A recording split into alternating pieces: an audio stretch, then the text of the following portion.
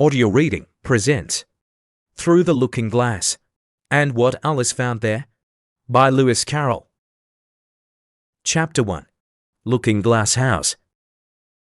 One thing was certain, that the white kitten had had nothing to do with it. It was the black kitten's fault entirely. For the white kitten had been having its face washed by the old cat for the last quarter of an hour, and bearing it pretty well, considering. So you see that it couldn't have had any hand in the mischief. The way Dinah washed her children's faces was this. First she held the poor thing down by its ear with one paw, and then with the other paw she rubbed its face all over, the wrong way, beginning at the nose, and just now. As I said, she was hard at work on the white kitten, which was lying quite still, and trying to purr, no doubt feeling that it was all meant for its good. But the black kitten had been finished with earlier in the afternoon. And so, while Alice was sitting curled up in a corner of the great armchair, half talking to herself and half asleep, the kitten had been having a grand game of romps with the ball of worsted Alice had been trying to wind up, and had been rolling it up and down till it had all come undone again.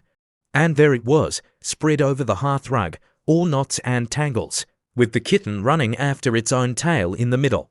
"Oh, you wicked little thing," cried Alice, catching up the kitten, and giving it a little kiss to make it understand that it was in disgrace. "Really, Dinah ought to have taught you better manners. You ought, Dinah, you know you ought," she added, looking reproachfully at the old cat, and speaking in as cross a voice as she could manage, and then she scrambled back into the armchair, taking the kitten and the worsted with her, and began winding up the ball again. But she didn't get on very fast, as she was talking all the time, sometimes to the kitten, and sometimes to herself. Kitty sat very demurely on her knee, pretending to watch the progress of the winding, and now and then putting out one paw and gently touching the ball, as if it would be glad to help, if it might. "Do you know what tomorrow is, Kitty?" Alice began. "You'd have guessed if you'd been up in the window with me, only Dinah was making you tidy, so you couldn't. I was watching the boys getting in sticks for the bonfire, and it wants plenty of sticks, Kitty. Only it got so cold, and it snowed so, they had to leave off. Never mind, Kitty, we'll go and see the bonfire tomorrow." Here Alice wound 2 or 3 turns of the worsted round the kitten's neck, just to see how it would look. This led to a scramble, in which the ball rolled down upon the floor, and yards of it got unwound again. "Do you know, I was so angry, Kitty," Alice went on as soon as they were comfortably settled again.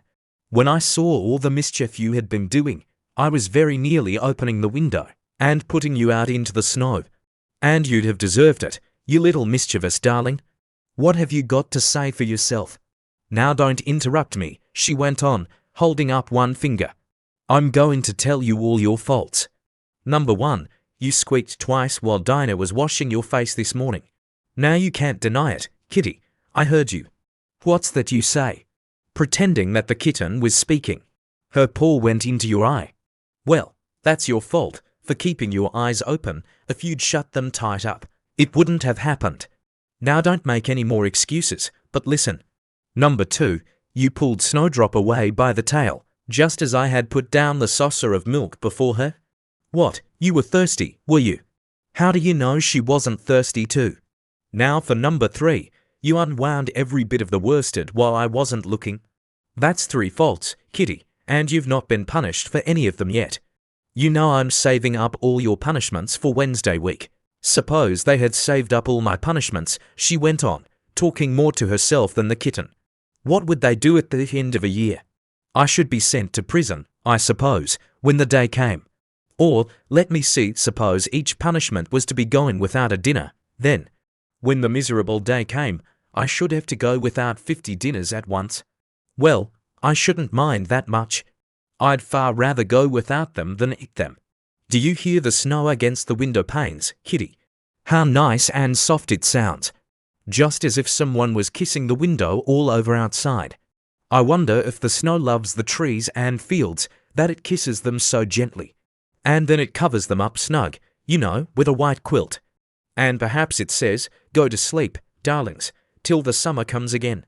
And when they wake up in the summer, Kitty, they dress themselves all in green and dance about, whenever the wind blows. Oh, that's very pretty. cried Alice, dropping the ball of worsted to clap her hands. And I do so wish it was true. I'm sure the woods look sleepy in autumn, when the leaves are getting brown. Kitty, can you play chess? Now, don't smile, my dear, I'm asking it seriously. Because, when we were playing just now, you watched just as if you understood it.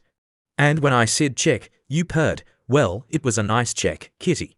And really I might have won, if it hadn't been for that nasty knight that came wiggling down among my pieces. Kitty, dear, let's pretend, and here I wish I could tell you half the things Alice used to say, beginning with her favourite phrase, let's pretend. She had had quite a long argument with her sister only the day before, all because Alice had begun with let's pretend we are kings and queens. And her sister, who liked being very exact, had argued that they couldn't, because there were only two of them. And Alice had been reduced at last to say, well, you can be one of them then, and I'll be all the rest. And once she had really frightened her old nurse by shouting suddenly in her ear, Nurse, do let's pretend that I'm a hungry hyena and you're a bone. But this is taking us away from Alice's speech to the kitten. Let's pretend that you're the Red Queen, Kitty. Do you know, I think if you sat up and folded your arms, you'd look exactly like her. Now do try, there's a dear. And Alice got the Red Queen off the table and set it up before the kitten as a model for it to imitate. However, the thing didn't succeed. Principally, Alice said, because the kitten wouldn't fold its arms properly. So, to punish it, she held it up to the looking-glass, that it might see how sulky it was, and if you're not good directly, she added, I'll put you through into Looking-Glass House. How would you like that? Now, if you'll only attend, Kitty, and not talk so much, I'll tell you all my ideas about Looking-Glass House. First, there's the room you can see through the glass. That's just the same as our drawing room, only the things go the other way. I can see all of it when I get up on a chair, all but the bit behind the fireplace. Oh, I do so wish I could see that bit. I want so much to know whether they've a fire in the winter. You never can tell, you know, unless our fire smokes. And then smoke comes up in that room too, but that may be only pretense, just to make it look as if they had a fire. Well then, the books are something like our books, only the words go the wrong way. I know that, because I've held up one of our books to the glass, and then they hold up one in the other room. How would you like to live in Looking-Glass House, Kitty? I wonder if they'd give you milk in there. Perhaps Looking-Glass milk isn't good to drink, but oh, Kitty. Now we come to the passage. You can just see a little peep of the passage in Looking-Glass House, if you leave the door of our drawing room wide open. And it's very like our passage as far as you can see, only you know it may be quite different on beyond. Oh, Kitty, how nice it would be if we could only get through into Looking-Glass House. I'm sure it's got, oh, such beautiful things in it. Let's pretend there's a way of getting through into it, somehow, Kitty. Let's pretend the glass has got all soft like gauze, so that we can get through. Why, it's turning into a sort of mist now, I declare. It'll be easy enough to get through. She was up on the chimney-piece while she said this, though she hardly knew how she had got there. And certainly the glass was beginning to melt away, just like a bright silvery mist. In another moment Alice was through the glass, and had jumped lightly down into the looking-glass room. The very first thing she did was to look whether there was a fire in the fireplace, and she was quite pleased to find that there was a real one, blazing away as brightly as the one she had left behind. So I shall be as warm here as I was in the old room, thought Alice, warmer, in fact, because there'll be no one here to scold me away from the fire. Oh, what fun it'll be, when they see me through the glass in here, and can't get at me.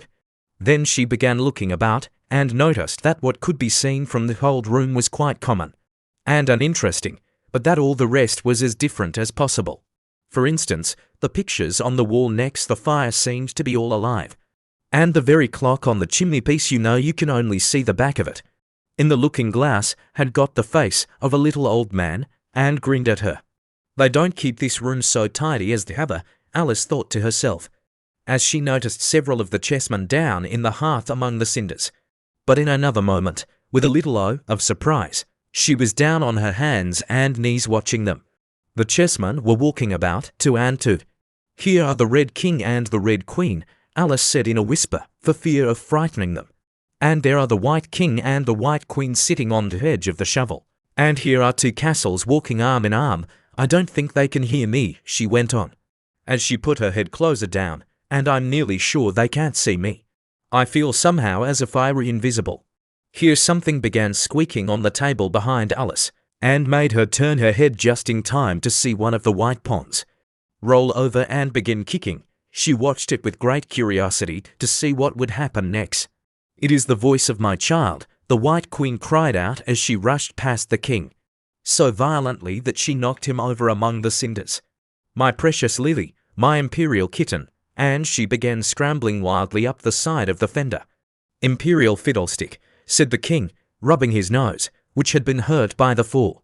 He had a right to be a little annoyed with the queen, for he was covered with ashes from head to foot. Alice was very anxious to be of use, and, as the poor little Lily was nearly screaming herself into a fit, she hastily picked up the queen and set her on the table by the side of her noisy little daughter. The queen gasped and sat down. The rapid journey through the air had quite taken away her breath, and for a minute or two she could do nothing but hug the little Lily in silence.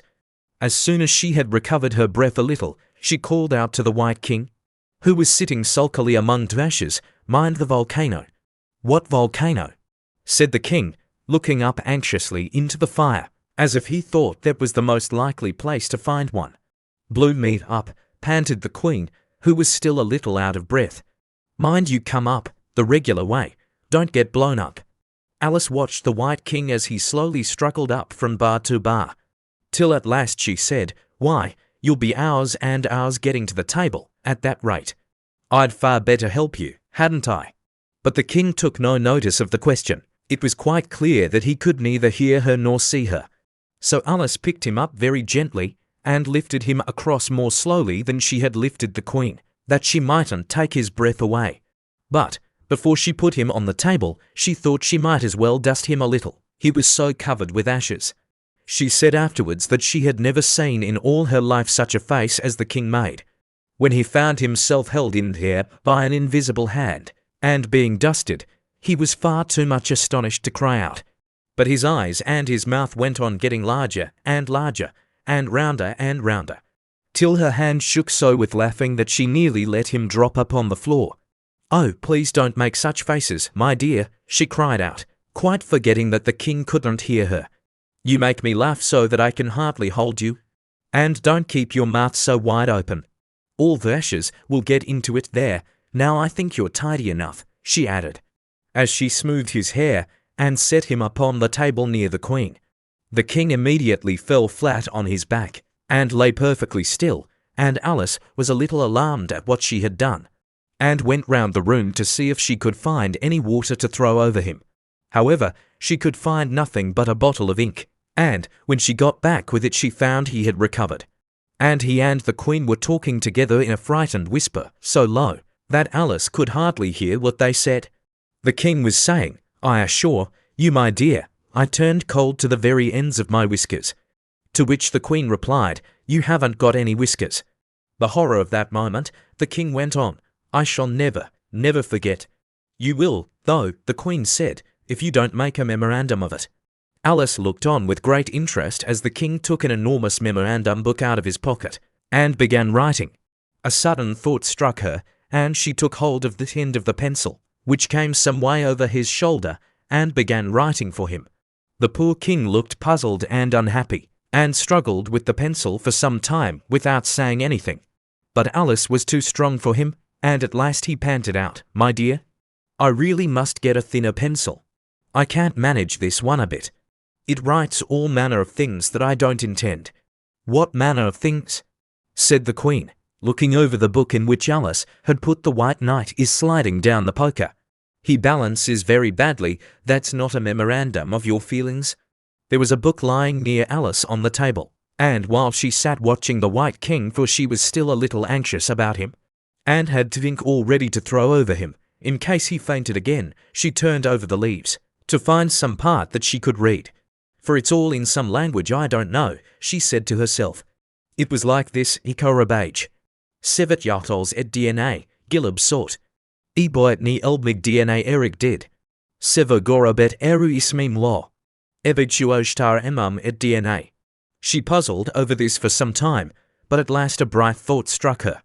Why, it's a looking-glass book, of course. And if I hold it up to a glass, the words will all go the right way again. This was the poem that Alice read Jabberwocky. 'Twas brillig, and the slithy toves did gyre and gimble in the wabe. All mimsy were the barogovs, and the mome raths outgrabe. Beware the Jabberwock, my son, the jaws that bite, the claws that catch. Beware the Jubjub bird, and shun the frumious bandersnatch. He took his vorpal sword in hand, long time the manx foe he sought. So rested he by the tumtum tree, and stood a while in thought. And as in uffish thought he stood, the Jabberwock, with eyes of flame, came whiffling through the tulgey wood, and burbled as it came. 1, 2, 1, 2, and through. The vorpal blade went snicker-snack. He left it dead, and with its head he went galumphing back. And hast thou slain the Jabberwock? Come to my arms, my beamish boy. O frabjous day, Callu, Calade. He chortled in his joy. 'Twas brillig, and the slithy toves did gyre and gimble in the wabe. All mimsy were the barogovs, and the mome raths outgrabe. It seems very pretty, she said when she had finished it, but it's rather hard to understand, you see. She didn't like to confess, even to herself, that she couldn't make it out at all. Somehow it seems to fill my head with ideas, only I don't exactly know what they are. However, somebody killed something. That's clear, at any rate. But oh, thought Alice, suddenly jumping up, if I don't make haste, I shall have to go back through the looking-glass before I've seen what the rest of the house is like.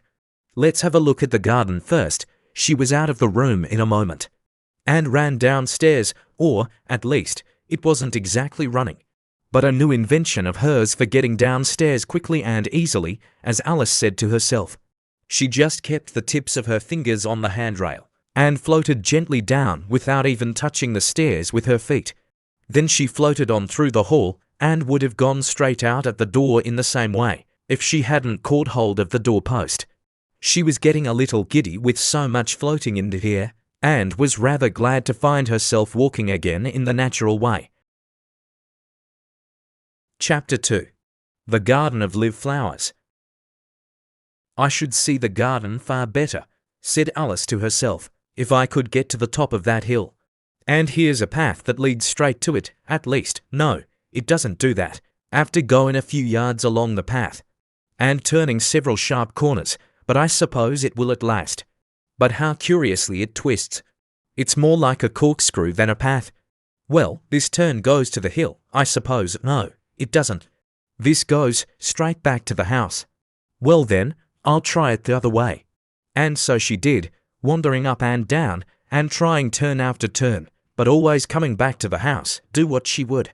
Indeed, once, when she turned a corner rather more quickly than usual, she ran against it before she could stop herself. It's no use talking about it, Alice said, looking up at the house and pretending it was arguing with her. I'm not going in again yet. I know I should have to get through the looking-glass again, back into the old room, and there'd be an end of all my adventures. So, resolutely turning her back upon the house, she set out once more down the path, determined to keep straight on till she got to the hill. For a few minutes all went on well, and she was just saying, I really shall do it this time, when the path gave a sudden twist and shook itself as she described it afterwards. And the next moment she found herself actually walking in at the door. Oh, it's too bad, she cried. I never saw such a house for getting in the way. Never? However, there was the hill full in sight, so there was nothing to be done but start again. This time she came upon a large flower bed with a border of daisies, and a willow tree growing in the middle. Oh, Tiger Lily, said Alice, addressing herself to one that was waving gracefully about in the wind, I wish you could talk. We can talk, said the Tiger Lily, when there's anybody worth talking to. Alice was so astonished that she could not speak for a minute. It quite seemed to take her breath away. At length, as the Tiger Lily only went on waving about, she spoke again, in a timid voice, almost in a whisper. And can all the flowers talk? As well as you can, said the Tiger Lily. And a great deal louder. "It isn't manners for us to begin, you know," said the rose. "And I really was wondering when you'd speak," said I to myself. "Her face has got some sense in it, though it's not a clever one. Still, you're the right colour, and that goes a long way." "I don't care about the colour," the tiger lily remarked. "If only her petals curled up a little more, she'd be all right." Alice didn't like being criticised, so she began asking questions. "Aren't you sometimes frightened at being planted out here with nobody to take care of you?" "There's the tree in the middle," said the rose. "What else is it good for?" "But what could it do if any danger came?" Alice asked. "It says bow-wow," cried a daisy. "That's why its branches are called boughs." "Didn't you know that?" cried another daisy, and here they all began shouting together, till the air seemed quite full of little shrill voices. "Silence, every one of you," cried the tiger lily, waving itself passionately from side to side, and trembling with excitement. "They know I can't get at them," it panted, bending its quivering head towards Alice, "or they wouldn't dare to do it." "Never mind," Alice said in a soothing tone, and stooping down to the daisies, who were just beginning again. She whispered, "If you don't hold your tongues, I'll pick you." There was silence in a moment, and several of the pink daisies turned white. "That's right," said the tiger lily, "the daisies are worst of all. When one speaks, they all begin together, and it's enough to make one wither to hear the way they go on." "How is it you can all talk so nicely?" Alice said, hoping to get it into a better temper by a compliment. "I've been in many gardens before, but none of the flowers could talk." "Put your hand down and feel the ground," said the tiger lily. "Then you'll know why." Alice did so. "It's very hard," she said, "but I don't see what that has to do with it." "In most gardens," the tiger lily said, "they make the beds too soft, so that the flowers are always asleep." This sounded a very good reason, and Alice was quite pleased to know it. "I never thought of that before," she said. "It's my opinion that you never think at all," the rose said in a rather severe tone. "I never saw anybody that looked stupider," a violet said, so suddenly that Alice quite jumped, for it hadn't spoken before. "Hold your tongue," cried the tiger lily, "as if you ever saw anybody. You keep your head under the leaves and snore away there, till you know no more what's going on in the world than if you were a bud." "Are there any more people in the garden besides me?" Alice said, not choosing to notice the rose's last remark. "There's one other flower in the garden that can move about like you," said the rose. "I wonder how you do it. You're always wondering," said the tiger lily, "but she's more bushy than you are." "Is she like me?" Alice asked eagerly, for the thought crossed her mind, "There's another little girl in the garden, somewhere." "Well, she has the same awkward shape as you," the rose said, "but she's redder and her petals are shorter, I think." "Her petals are done up close, almost like a dahlia," the tiger lily interrupted, "not tumbled about anyhow, like yours." "But that's not your fault," the rose added kindly. "You're beginning to fade, you know, and then one can't help one's petals getting a little untidy." Alice didn't like this idea at all, so, to change the subject, she asked, "Does she ever come out here?" "I dare say you'll see her soon," said the rose. "She's one of the thorny kind." "Where does she wear the thorns?" Alice asked with some curiosity. "Why, all round her head, of course," the rose replied. "I was wondering you hadn't got some too. I thought it was the regular rule." "She's coming," cried the larkspur. "I hear her footstep, thump, thump, thump, along the gravel walk." Alice looked round eagerly, and found that it was the Red Queen. "She's grown a good deal," was her first remark. She had indeed. When Alice first found her in ashes, she had been only 3 inches high, and here she was, half a head taller than Alice herself. "It's the fresh air that does it," said the rose. "Wonderfully fine air it is out here." "I think I'll go and meet her," said Alice, for, though the flowers were interesting enough, she felt that it would be far grander to have a talk with a real queen. "You can't possibly do that," said the rose. "I should advise you to walk the other way." This sounded nonsense to Alice, so she said nothing, but set off at once towards the Red Queen. To her surprise, she lost sight of her in a moment, and found herself walking in at the front door again.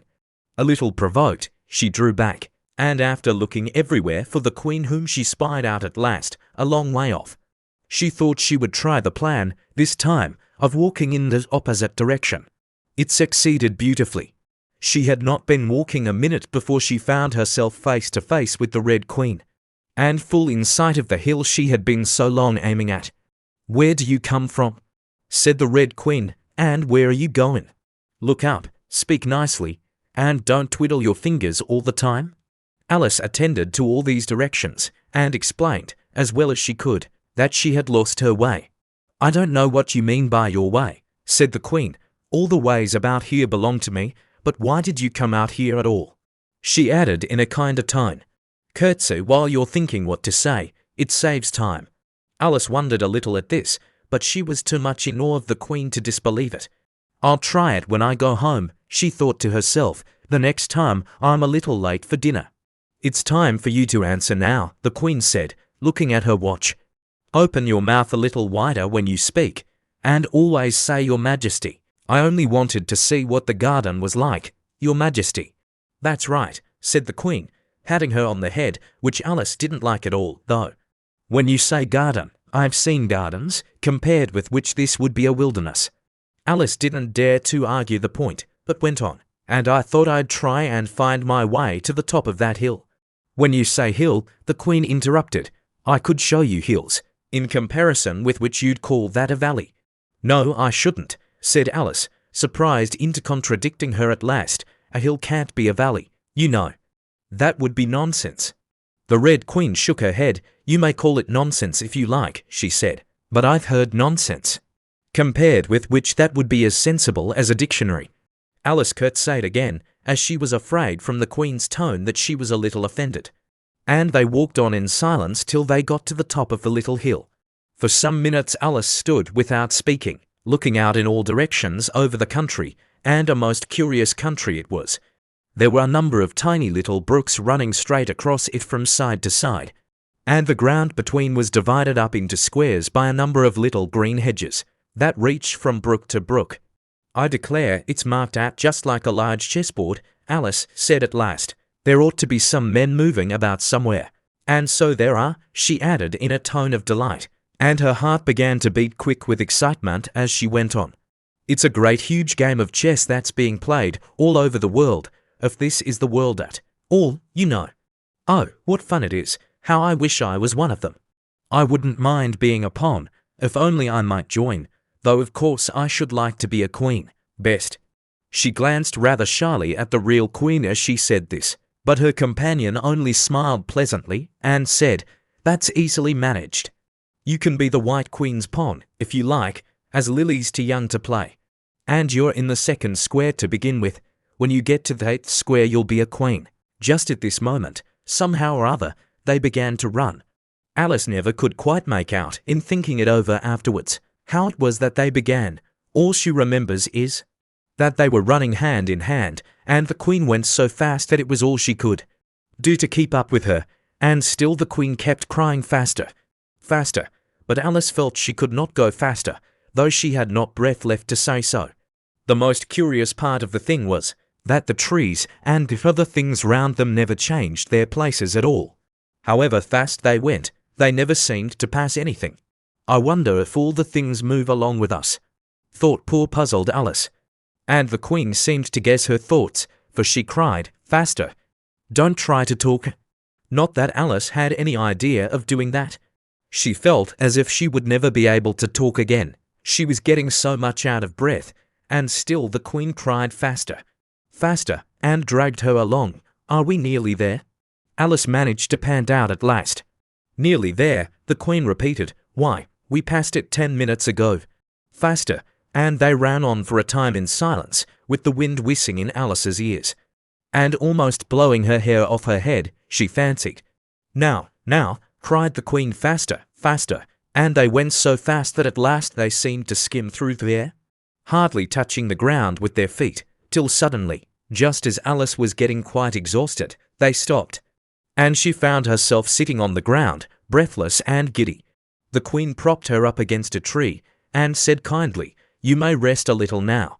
Alice looked round her in great surprise.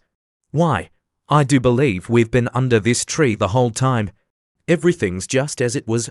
"Of course it is," said the Queen. "What would you have it?" "Well, in our country," said Alice, still panting a little, you'd generally get to somewhere else. If you ran very fast for a long time, as we've been doing. A slow sort of country, said the Queen. Now, here, you see, it takes all the running you can do to keep in the same place. If you want to get somewhere else, you must run at least twice as fast as that. I'd rather not try, please, said Alice. I'm quite content to stay here, only I am so hot and thirsty. I know what you'd like, the Queen said good-naturedly, taking a little box out of her pocket. Have a biscuit. Alice thought it would not be civil to say no, though it wasn't at all what she wanted. So she took it, and ate it as well as she could, and it was very dry. And she thought she had never been so nearly choked in all her life. While you're refreshing yourself, said the Queen, I'll just take the measurements. And she took a ribbon out of her pocket, marked in inches, and began measuring the ground, and sticking little pegs in here and there. At the end of 2 yards, she said, putting in a peg to mark the distance. I shall give you your directions. Have another biscuit. No, thank you, said Alice. One's quite enough. Thirst quenched, I hope, said the Queen. Alice did not know what to say to this, but luckily the Queen did not wait for an answer, but went on. At the end of 3 yards I shall repeat them, for fear of your forgetting them. At the end of 4, I shall say goodbye. And at the end of 5, I shall go. She had got all the pegs put in by this time, and Alice looked on with great interest, as she returned to the tree, and then began slowly walking down the row. At the 2-yard peg she faced round, and said, a pawn goes to squares in its first move, you know. So you'll go very quickly through the 3rd square, by railway, I should think, and you'll find yourself in the 4th square in no time. Well, that square belongs to Tweedledum and Tweedledee, the 5th is mostly water. The 6th belongs to Humpty Dumpty, but you make no remark. I didn't know I had to make one. Just then, Alice faltered out. You should have said, it's extremely kind of you to tell me all this. However, we'll suppose it said, the 7th square is all forest, however. One of the knights will show you the way. And in the 8th square we shall be queens together, and it's all feasting and fun. Alice got up and curtsied, and sat down again. At the next peg the Queen turned again, and this time she said, speak in French when you can't think of the English for a thing. Turn out your toes as you walk, and remember who you are. She did not wait for Alice to curtsy this time, but walked on quickly to the next peg, where she turned for a moment to say goodbye, and then hurried on to the last. How it happened, Alice never knew, but exactly as she came to the last peg, she was gone. Whether she vanished into the air, or whether she ran quickly into the wood, and she can run very fast, thought Alice. There was no way of guessing, but she was gone, and Alice began to remember that she was a pawn, and that it would soon be time for her to move. Chapter 3. Looking-glass insects. Of course, the first thing to do was to make a grand survey of the country she was going to travel through. It's something very like learning geography, thought Alice, as she stood on tiptoe in hopes of being able to see a little further. Principal rivers, there are none. Principal mountains, I'm on the only one, but I don't think it's got any name. Principal towns, why, what are those creatures, making honey down there? They can't be bees, nobody ever saw bees a mile off, you know, and for some time she stood silent, watching one of them that was bustling about among the flowers, poking its proboscis into them, just as if it was a regular bee, thought Alice. However, this was anything but a regular bee. In fact, it was an elephant, as Alice soon found out, though the idea quite took her breath away at first. And what enormous flowers they must be, was her next idea. Something like cottages with the roofs taken off, and stalks put to them, and what quantities of honey they must make there. I think I'll go down and no, I won't just yet, she went on, checking herself just as she was beginning to run down the hill, and trying to find some excuse for turning shy so suddenly. It'll never do to go down among them without a good long branch to brush them away, and what fun it'll be when they ask me how I like my walk. I shall say, oh, I like it well enough. Here came the favourite little toss of the head. Only it was so dusty and hot, and the elephants did tease so. I think I'll go down the other way, she said after a pause, and perhaps I may visit the elephants later on. Besides, I do so want to get into the 3rd square. So with this excuse she ran down the hill and jumped over the first of the 6 little brooks. "Tickets, please," said the guard, putting his head in at the window. In a moment everybody was holding out a ticket. They were about the same size as the people, and quite seemed to fill the carriage. "Now then, show your ticket, child," the guard went on, looking angrily at Alice. And a great many voices all said together like the chorus of a song, thought Alice, "Don't keep him waiting, child. Why, his time is worth £1,000 a minute." "I'm afraid I haven't got one," Alice said in a frightened tone. "There wasn't a ticket office where I came from." And again the chorus of voices went on. "There wasn't room for one where she came from. The land there is worth £1,000 an inch." "Don't make excuses," said the guard. "You should have bought one from the engine driver." And once more the chorus of voices went on with the man that drives the engine. "Why, the smoke alone is worth £1,000 a puff." Alice thought to herself, then there's no use in speaking. The voices didn't join in this time, as she hadn't spoken. But to her great surprise, they all thought in chorus, "I hope you understand what thinking in chorus means. For I must confess that I don't. Better say nothing at all. Language is worth £1,000 a word. I shall dream about £1,000 tonight. I know I shall," thought Alice. All this time the guard was looking at her, first through a telescope, then through a microscope, and then through an opera glass. At last he said, "You're travelling the wrong way," and shut up the window and went away. "So young a child," said the gentleman sitting opposite to her. He was dressed in white paper. "Ought to know which way she's going, even if she doesn't know her own name." A goat, that was sitting next to the gentleman in white, shut his eyes and said in a loud voice, "She ought to know her way to the ticket office, even if she doesn't know her alphabet." There was a beetle sitting next to the goat. It was a very queer carriage full of passengers altogether, and, as the rule seemed to be that they should all speak in turn, he went on with, "She'll have to go back from here as luggage." Alice couldn't see who was sitting beyond the beetle, but a hoarse voice spoke next. "Change engines," it said, and was obliged to leave off. "It sounds like a horse," Alice thought to herself. And an extremely small voice, close to her ear, said, "You might make a joke on that, something about horse and horse, you know." Then a very gentle voice in the distance said, "She must be labelled Lass, with care, you know." And after that other voices went on. "What a number of people there are in the carriage," thought Alice, saying, "She must go by post. As she's got a head on her, she must be sent as a message by the telegraph. She must draw the train herself the rest of the way," and so on. But the gentleman dressed in white paper leaned forwards and whispered in her ear, "Never mind what they all say, my dear, but take a return ticket every time the train stops."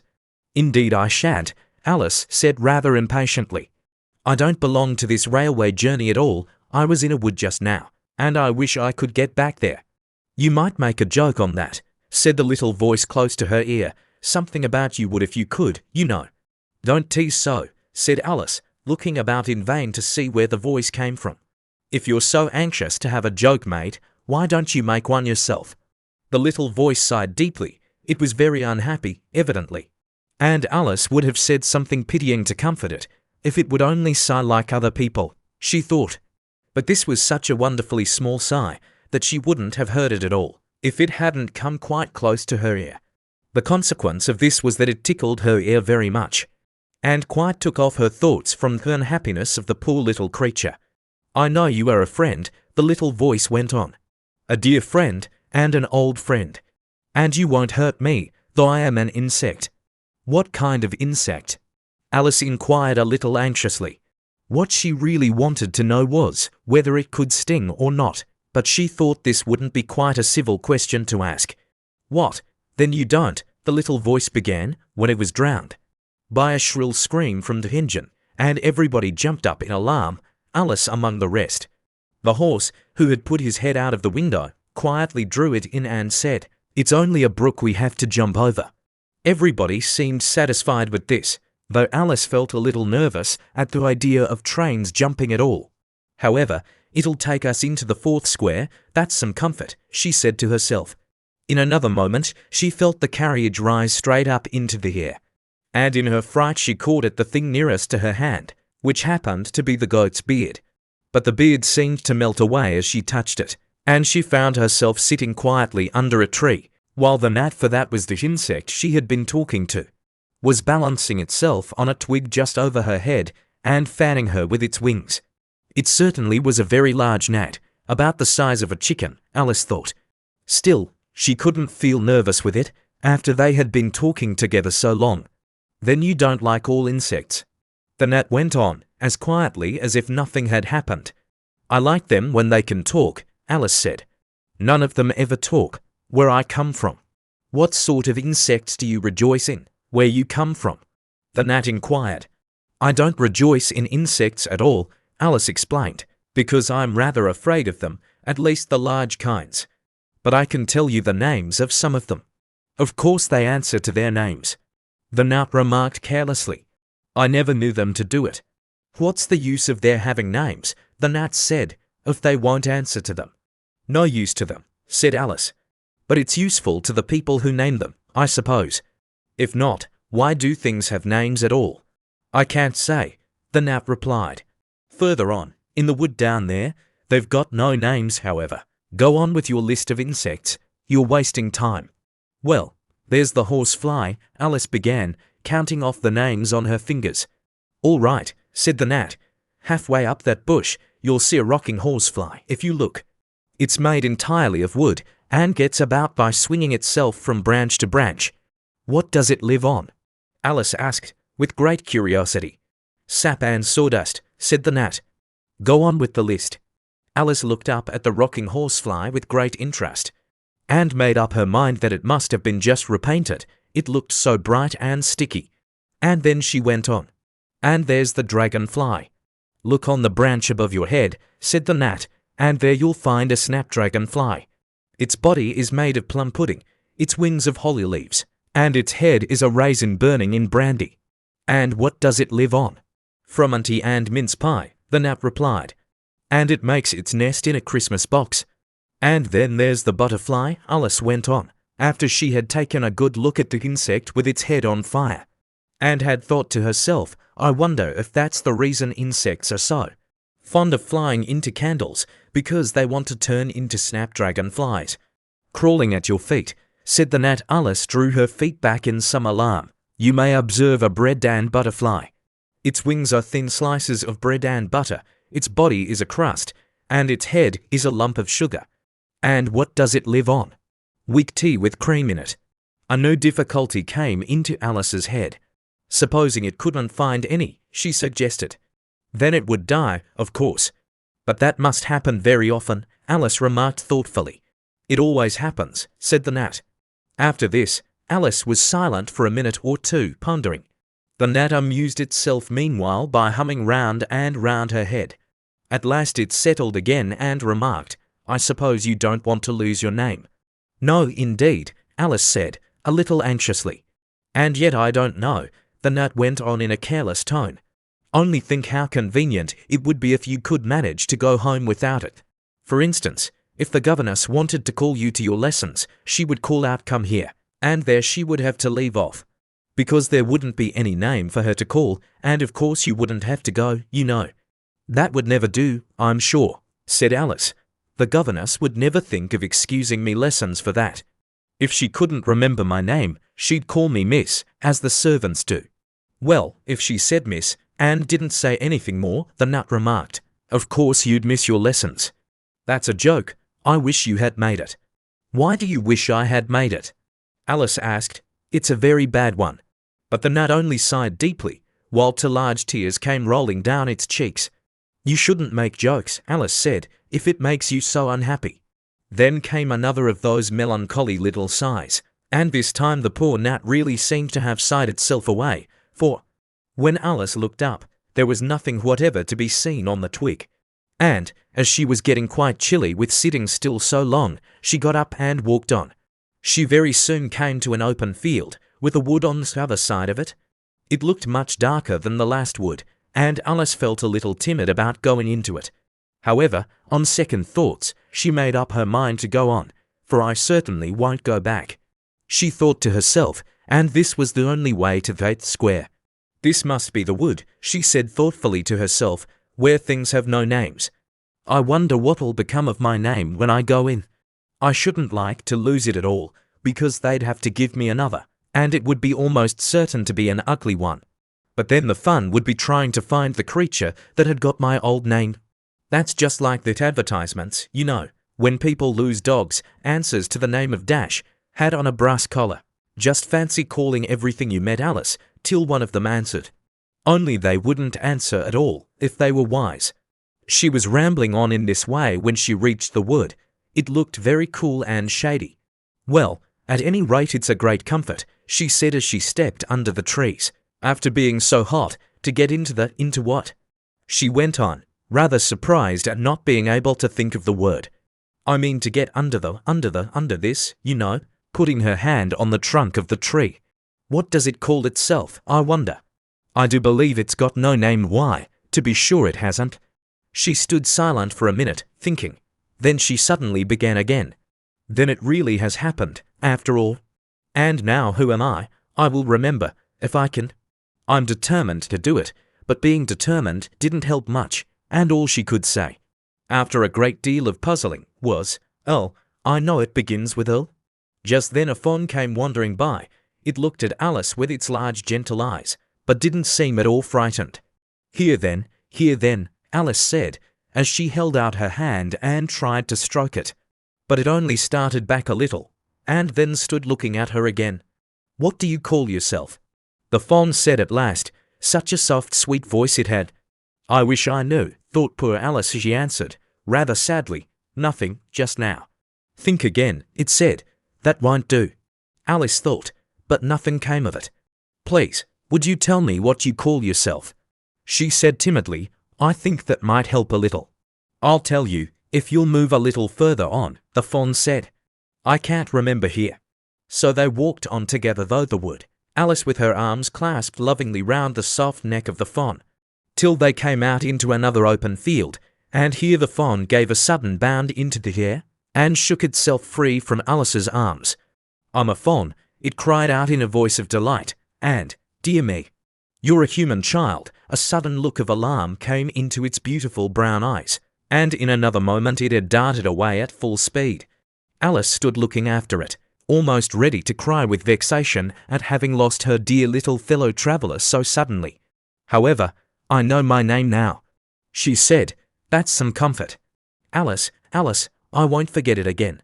And now, which of these finger posts ought I to follow, I wonder?" It was not a very difficult question to answer, as there was only one road through the wood, and the two finger posts both pointed along it. "I'll settle it," Alice said to herself, "when the road divides, and they point different ways." But this did not seem likely to happen. She went on and on, a long way, but wherever the road divided there were sure to be two finger posts pointing the same way. One marked to Tweedledum's house and the other to the house of Tweedledee. "I do believe," said Alice at last, "that they live in the same house. I wonder I never thought of that before, but I can't stay there long. I'll just call and say how do you do, and ask them the way out of the wood.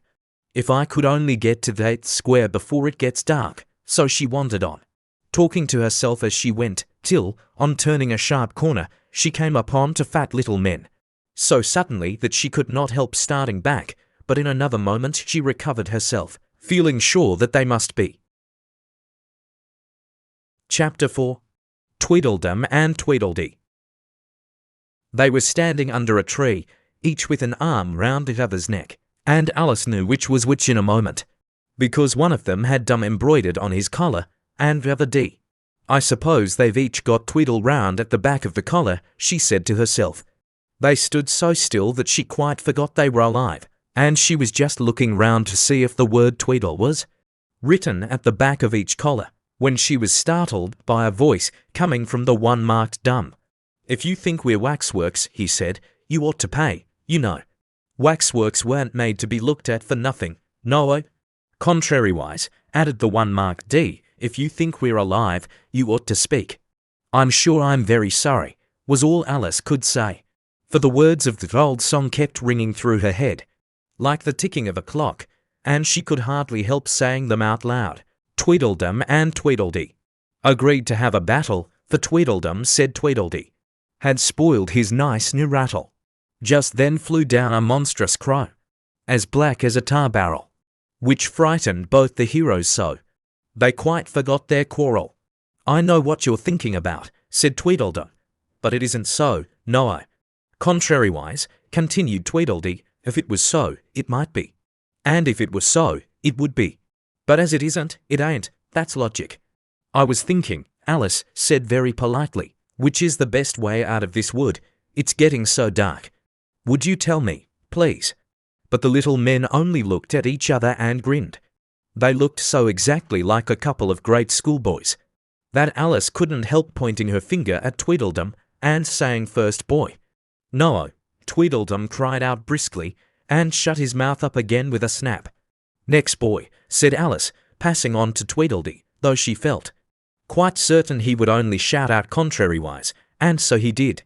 "You've been wrong," cried Tweedledum. "The first thing in a visit is to say howdy do, and shake hands." And here the two brothers gave each other a hug, and then they held out the two hands that were free to shake hands with her. Alice did not like shaking hands with either of them first, for fear of hurting the other one's feelings. So, as the best way out of the difficulty, she took hold of both hands at once. The next moment they were dancing round in a ring. This seemed quite natural, she remembered afterwards, and she was not even surprised to hear music playing. It seemed to come from the tree under which they were dancing, and it was done as well as she could make it out by the branches rubbing one across the other, like fiddles and fiddlesticks. But it certainly was funny, Alice said afterwards, when she was telling her sister the history of all this, to find myself singing "Here We Go Round the Mulberry Bush." I don't know when I began it, but somehow I felt as if I'd been singing it a long, long time. The other two dancers were fat and very soon out of breath. "4 times round is enough for one dance," Tweedledum panted out, and they left off dancing as suddenly as they had begun. The music stopped at the same moment.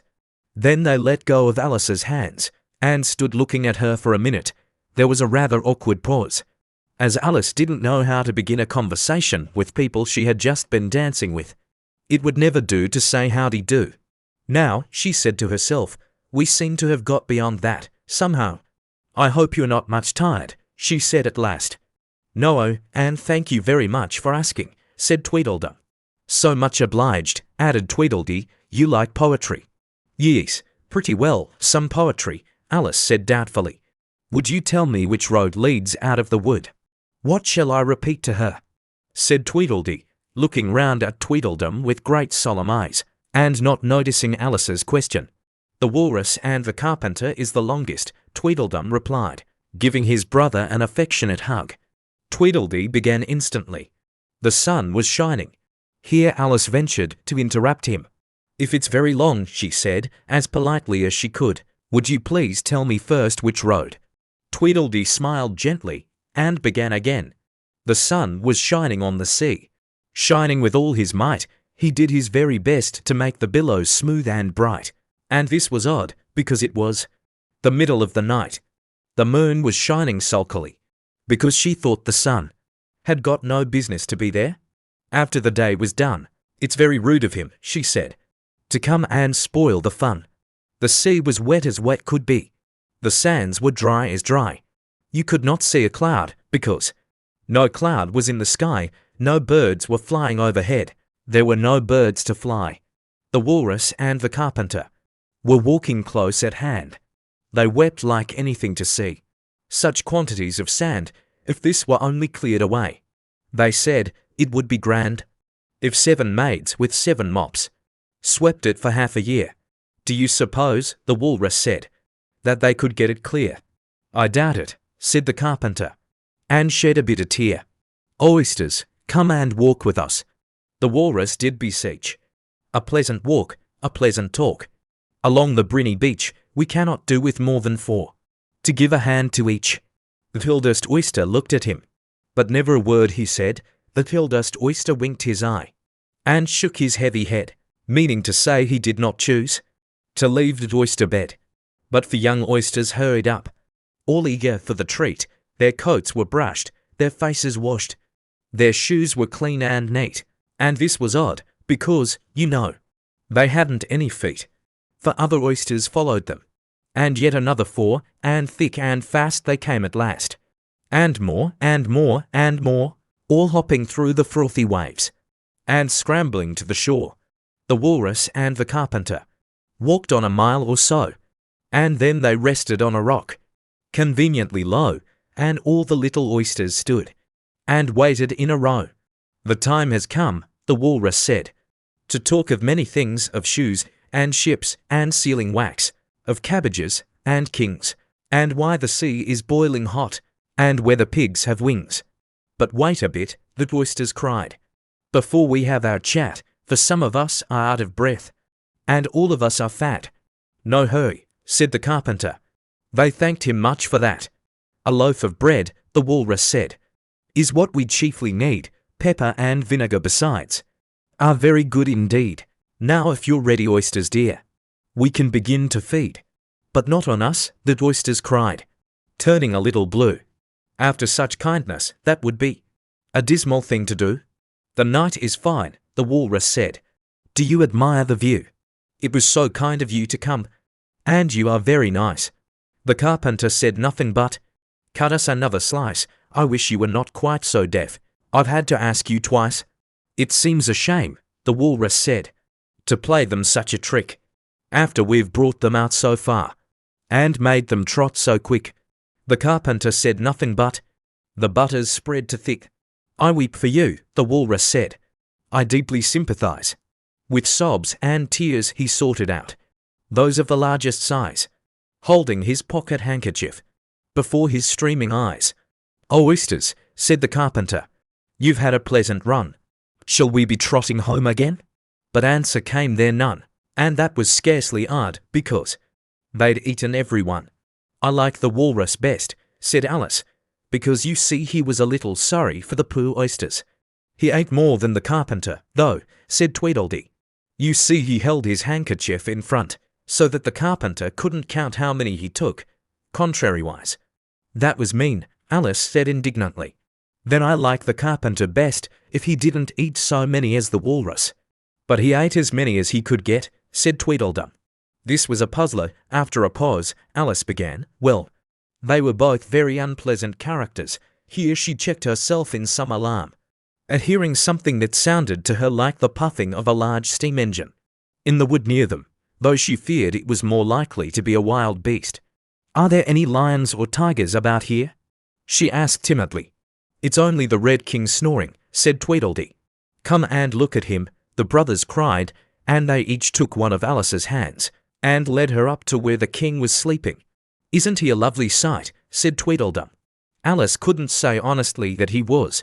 He had a tall red nightcap on, with a tassel, and he was lying crumpled up into a sort of untidy heap, and snoring loud, fit to snore his head off, as Tweedledum remarked. I'm afraid he'll catch cold with lying on the damp grass, said Alice, who was a very thoughtful little girl.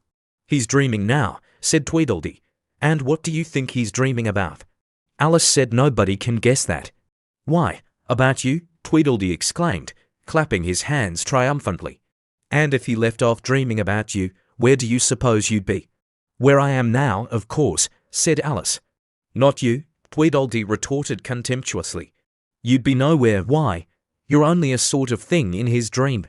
If that there king was to wake, added Tweedledum, you'd go out, bang, just like a candle.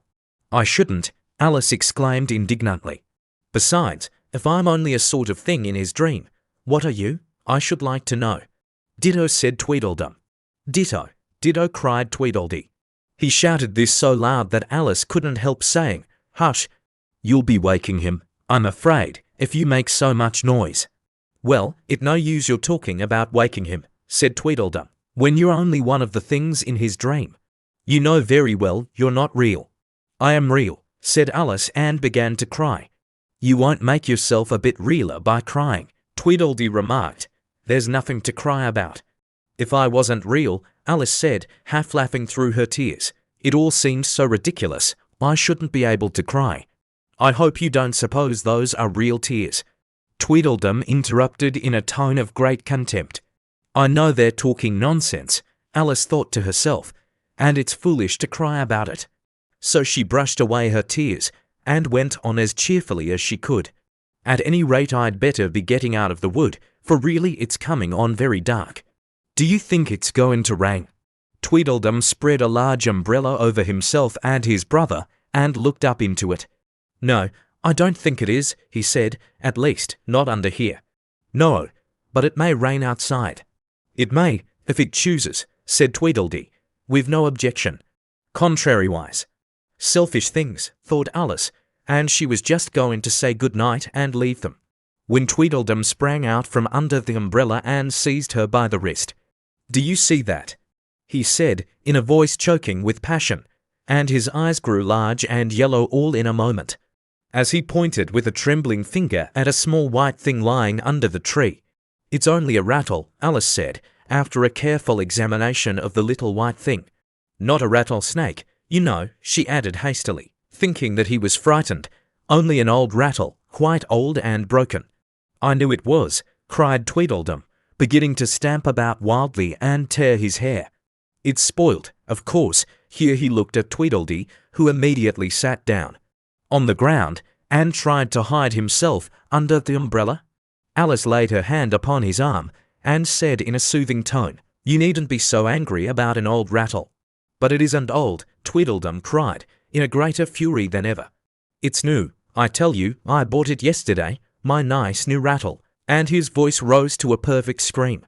All this time Tweedledee was trying his best to fold up the umbrella, with himself in it, which was such an extraordinary thing to do, that it quite took off Alice's attention from the angry brother. But he couldn't quite succeed, and it ended in his rolling over, bundled up in the umbrella, with only his head out. And there he lay, opening and shutting his mouth and his large eyes, looking more like a fish than anything else. Alice thought, Of course you agree to have a battle, Tweedledum said in a calmer tone. I suppose so, the feather sulkily replied, as he crawled out of the umbrella, only she must help us to dress up, you know. So the two brothers went off hand in hand into the wood, and returned in a minute with their arms full of things such as bolsters, blankets, hearthrugs, tablecloths, dish covers and coal scuttles. I hope you're a good hand at pinning and tying strings, Tweedledum remarked. Every one of these things has got to go on, somehow or other. Alice said afterwards she had never seen such a fuss made about anything in all her life, the way those two bustled about, and the quantity of things they put on, and the trouble they gave her in tying strings and fastening buttons. Really they'll be more like bundles of old clothes than anything else by the time they're ready, she said to herself, as she arranged a bolster round the neck of Tweedledee to keep his head from being cut off, as he said. You know, he added very gravely, it's one of the most serious things that can possibly happen to one in a battle, to get one's head cut off. Alice laughed aloud, but she managed to turn it into a cough, for fear of hurting his feelings. Do I look very pale? Said Tweedledum, coming up to have his helmet tied on. He called it a helmet, though it certainly looked much more like a saucepan. Well, yes, a little, Alice replied gently. I'm very brave generally, he went on in a low voice. Only today I happen to have a headache. And I've got a toothache, said Tweedledee, who had overheard the remark. I'm far worse off than you. Then you'd better not fight today, said Alice, thinking it a good opportunity to make peace. We must have a bit of a fight, but I don't care about going on long, said Tweedledum. What's the time now? Tweedledee looked at his watch and said 4:30. Let's fight till 6, and then have dinner, said Tweedledum. Very well, the other said, rather sadly, and she can watch us, only you'd better not come very close, he added. I generally hit everything I can see when I get really excited. And I hit everything within reach, cried Tweedledum, whether I can see it or not. Alice laughed. You must hit the trees pretty often, I should think, she said. Tweedledum looked round him with a satisfied smile.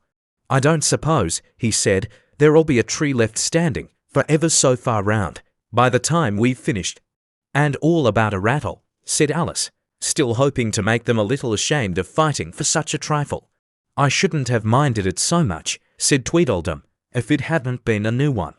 I wish the monstrous crow would come, thought Alice. There's only one sword, you know, Tweedledum said to his brother, but you can have the umbrella, it's quite as sharp. Only we must begin quick. It's getting as dark as it can. And darker, said Tweedledee. It was getting dark so suddenly that Alice thought there must be a thunderstorm coming on. What a thick black cloud that is, she said, and how fast it comes. Why, I do believe it's got wings. It's the crow, Tweedledum cried out in a shrill voice of alarm. And the two brothers took to their heels and were out of sight in a moment. Alice ran a little way into the wood and stopped under a large tree. It can never get at me here, she thought. It's far too large to squeeze itself in among the trees. But I wish it wouldn't flap its wings so, it makes quite a hurricane in the wood. Here's somebody's shawl being blown away. Chapter 5. Wool and Water. She caught the shawl as she spoke, and looked about for the owner. In another moment the White Queen came running wildly through the wood, with both arms stretched out wide, as if she were flying, and Alice very civilly went to meet her with the shawl. I'm very glad I happened to be in the way, Alice said, as she helped her to put on her shawl again. The White Queen only looked at her in a helpless, frightened sort of way, and kept repeating something in a whisper to herself that sounded like bread and butter, bread and butter. And Alice felt that if there was to be any conversation at all, she must manage it herself. So she began rather timidly, Am I addressing the White Queen? Well, yes, if you call that addressing, the Queen said. It isn't my notion of the thing, at all.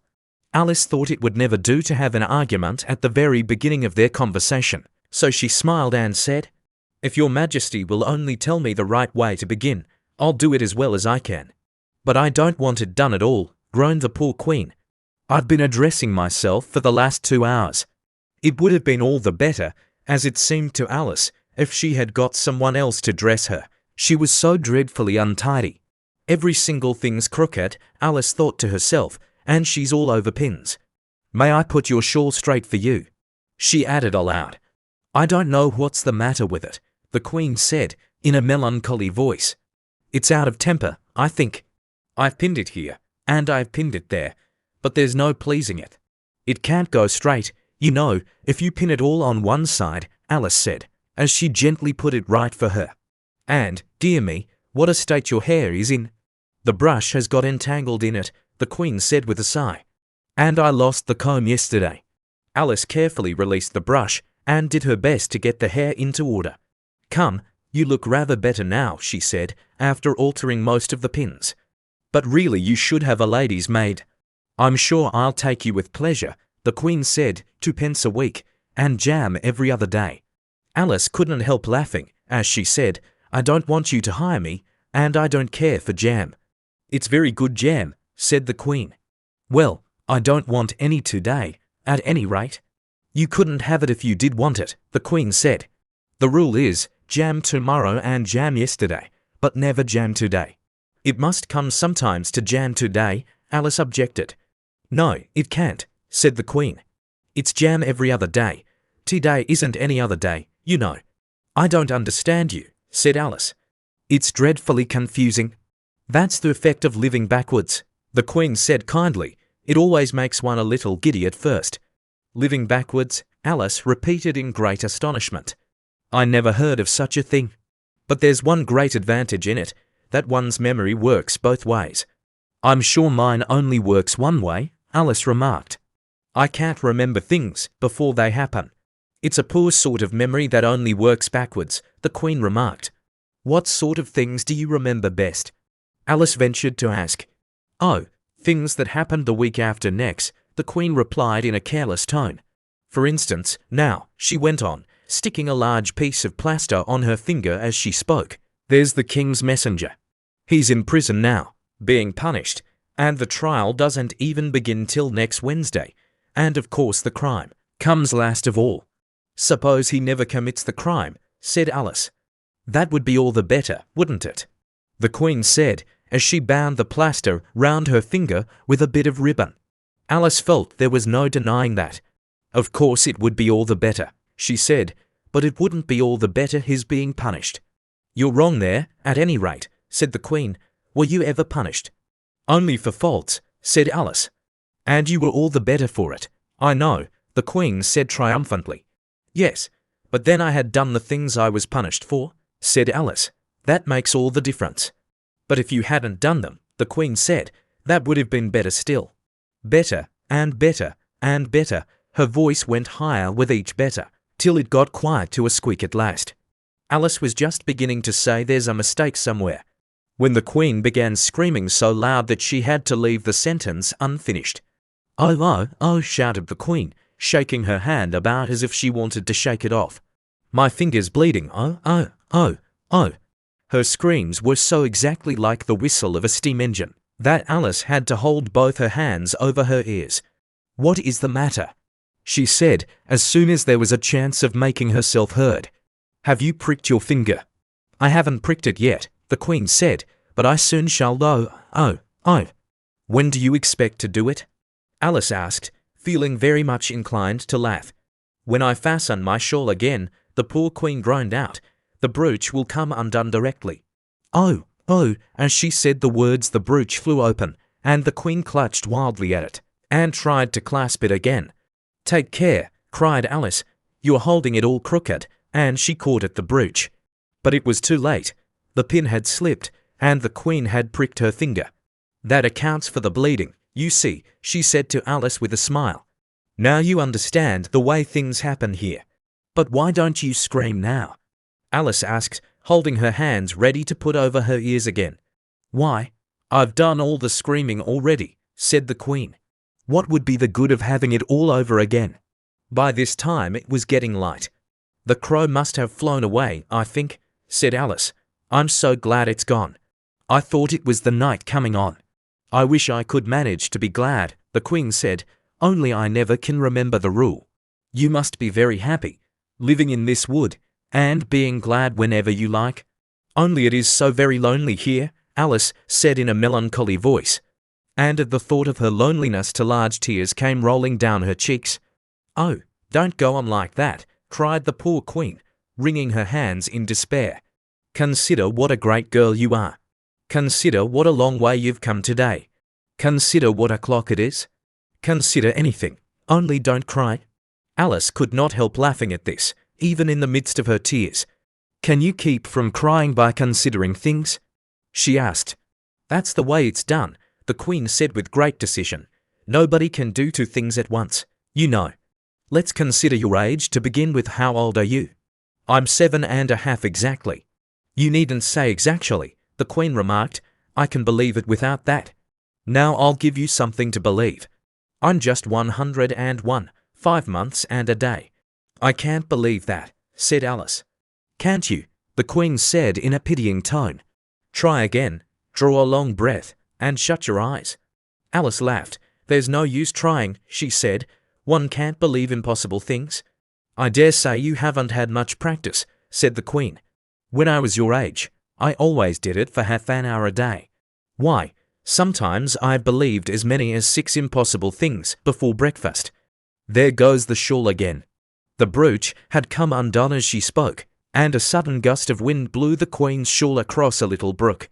The Queen spread out her arms again, and went flying after it, and this time she succeeded in catching it for herself. "I've got it," she cried in a triumphant tone. "Now you shall see me pin it on again, all by myself. Then I hope your finger is better now," Alice said very politely, as she crossed the little brook after the Queen. "Oh, much better," cried the Queen, her voice rising to a squeak as she went on. "Much better, better, better, better." The last word ended in a long bleat, so like a sheep that Alice quite started. She looked at the Queen, who seemed to have suddenly wrapped herself up in wool. Alice rubbed her eyes and looked again. She couldn't make out what had happened at all. Was she in a shop? And was it really a sheep that was sitting on the other side of the counter? Rub as she could make nothing more of it. She was in a little dark shop, leaning with her elbows on the counter, and opposite to her was an old sheep, sitting in an armchair knitting, and every now and then leaving off to look at her through a great pair of spectacles. "What is it you want to buy?"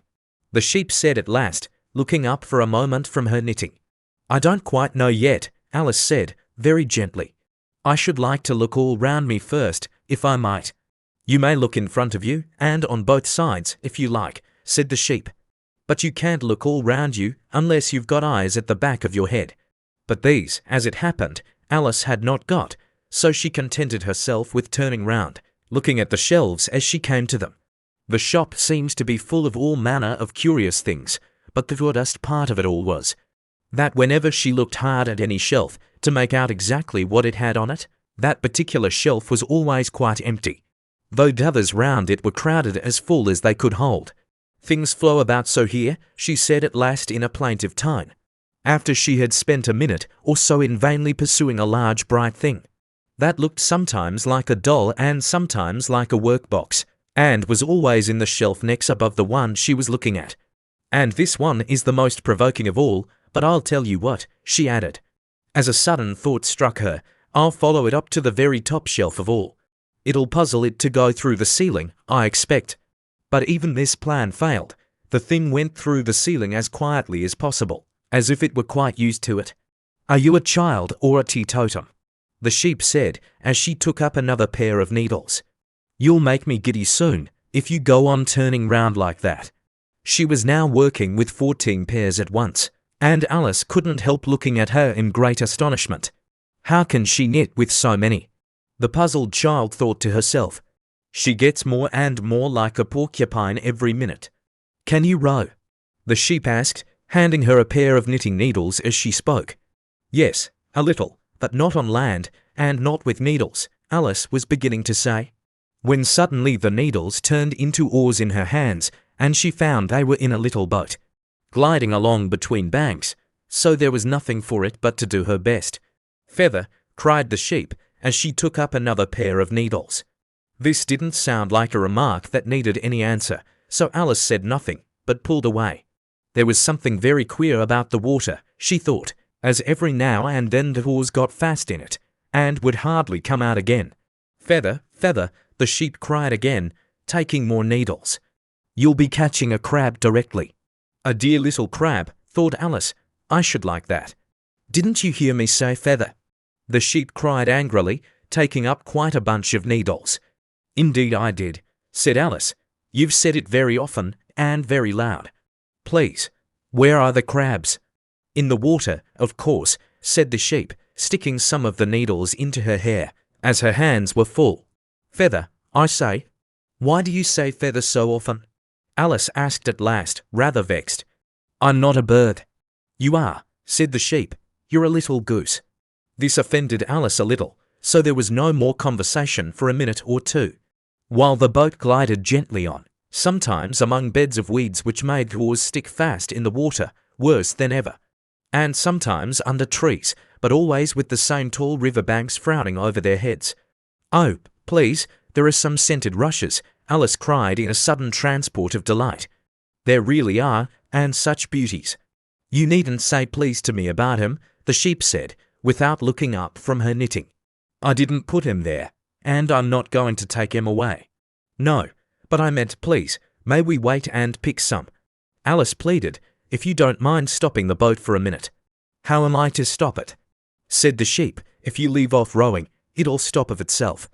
So the boat was left to drift down the stream as it would, till it glided gently in among the waving rushes. And then the little sleeves were carefully rolled up, and the little arms were plunged in elbow deep to get the rushes a good long way down before breaking them off, and for a while Alice forgot all about the sheep and the knitting, as she bent over the side of the boat, with just the ends of her tangled hair dipping into the water, while with bright eager eyes she caught at one bunch after another of the darling scented rushes. "I only hope the boat won't tipple over," she said to herself. "Oh, what a lovely one, only I couldn't quite reach it." And it certainly did seem a little provoking, almost as if it happened on purpose. She thought that, though she managed to pick plenty of beautiful rushes as the boat glided by, there was always a more lovely one that she couldn't reach. "The prettiest are always further," she said at last, with a sigh at the obstinacy of the rushes in growing so far off, as, with flushed cheeks and dripping hair and hands, she scrambled back into her place, and began to range her newfound treasures. What mattered it to her just then that the rushes had begun to fade, and to lose all their scent and beauty from the very moment that she picked them? Even real scented rushes, you know, last only a very little while, and these, being dream rushes, melted away almost like snow, as they lay in heaps at her feet. But Alice hardly noticed this. There were so many other curious things to think about. They hadn't gone much farther before the blade of one of the oars got fast in the water and wouldn't come out again, so Alice explained it afterwards, and the consequence was that the handle of it caught her under the chin. And, in spite of a series of little shrieks of "oh, oh, oh" from poor Alice, it swept her straight off the seat and down among the heap of rushes.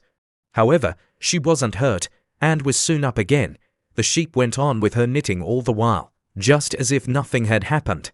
"That was a nice crab you caught," she remarked as Alice got back into her place, very much relieved to find herself still in the boat. "Was it? I didn't see it," said Alice, peeping cautiously over the side of the boat into the dark water. "I wish it hadn't let go. I should so like to see a little crab to take home with me."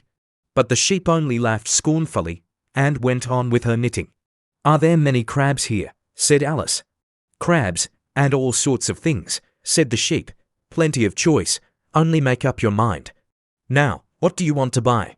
"To buy," Alice echoed in a tone that was half astonished and half frightened, for the oars and the boat and the river had vanished all in a moment, and she was back again in the little dark shop.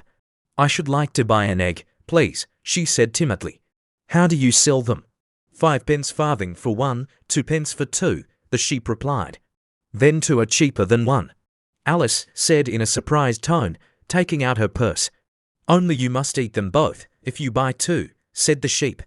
"Then I'll have 1, please," said Alice, as she put the money down on the counter.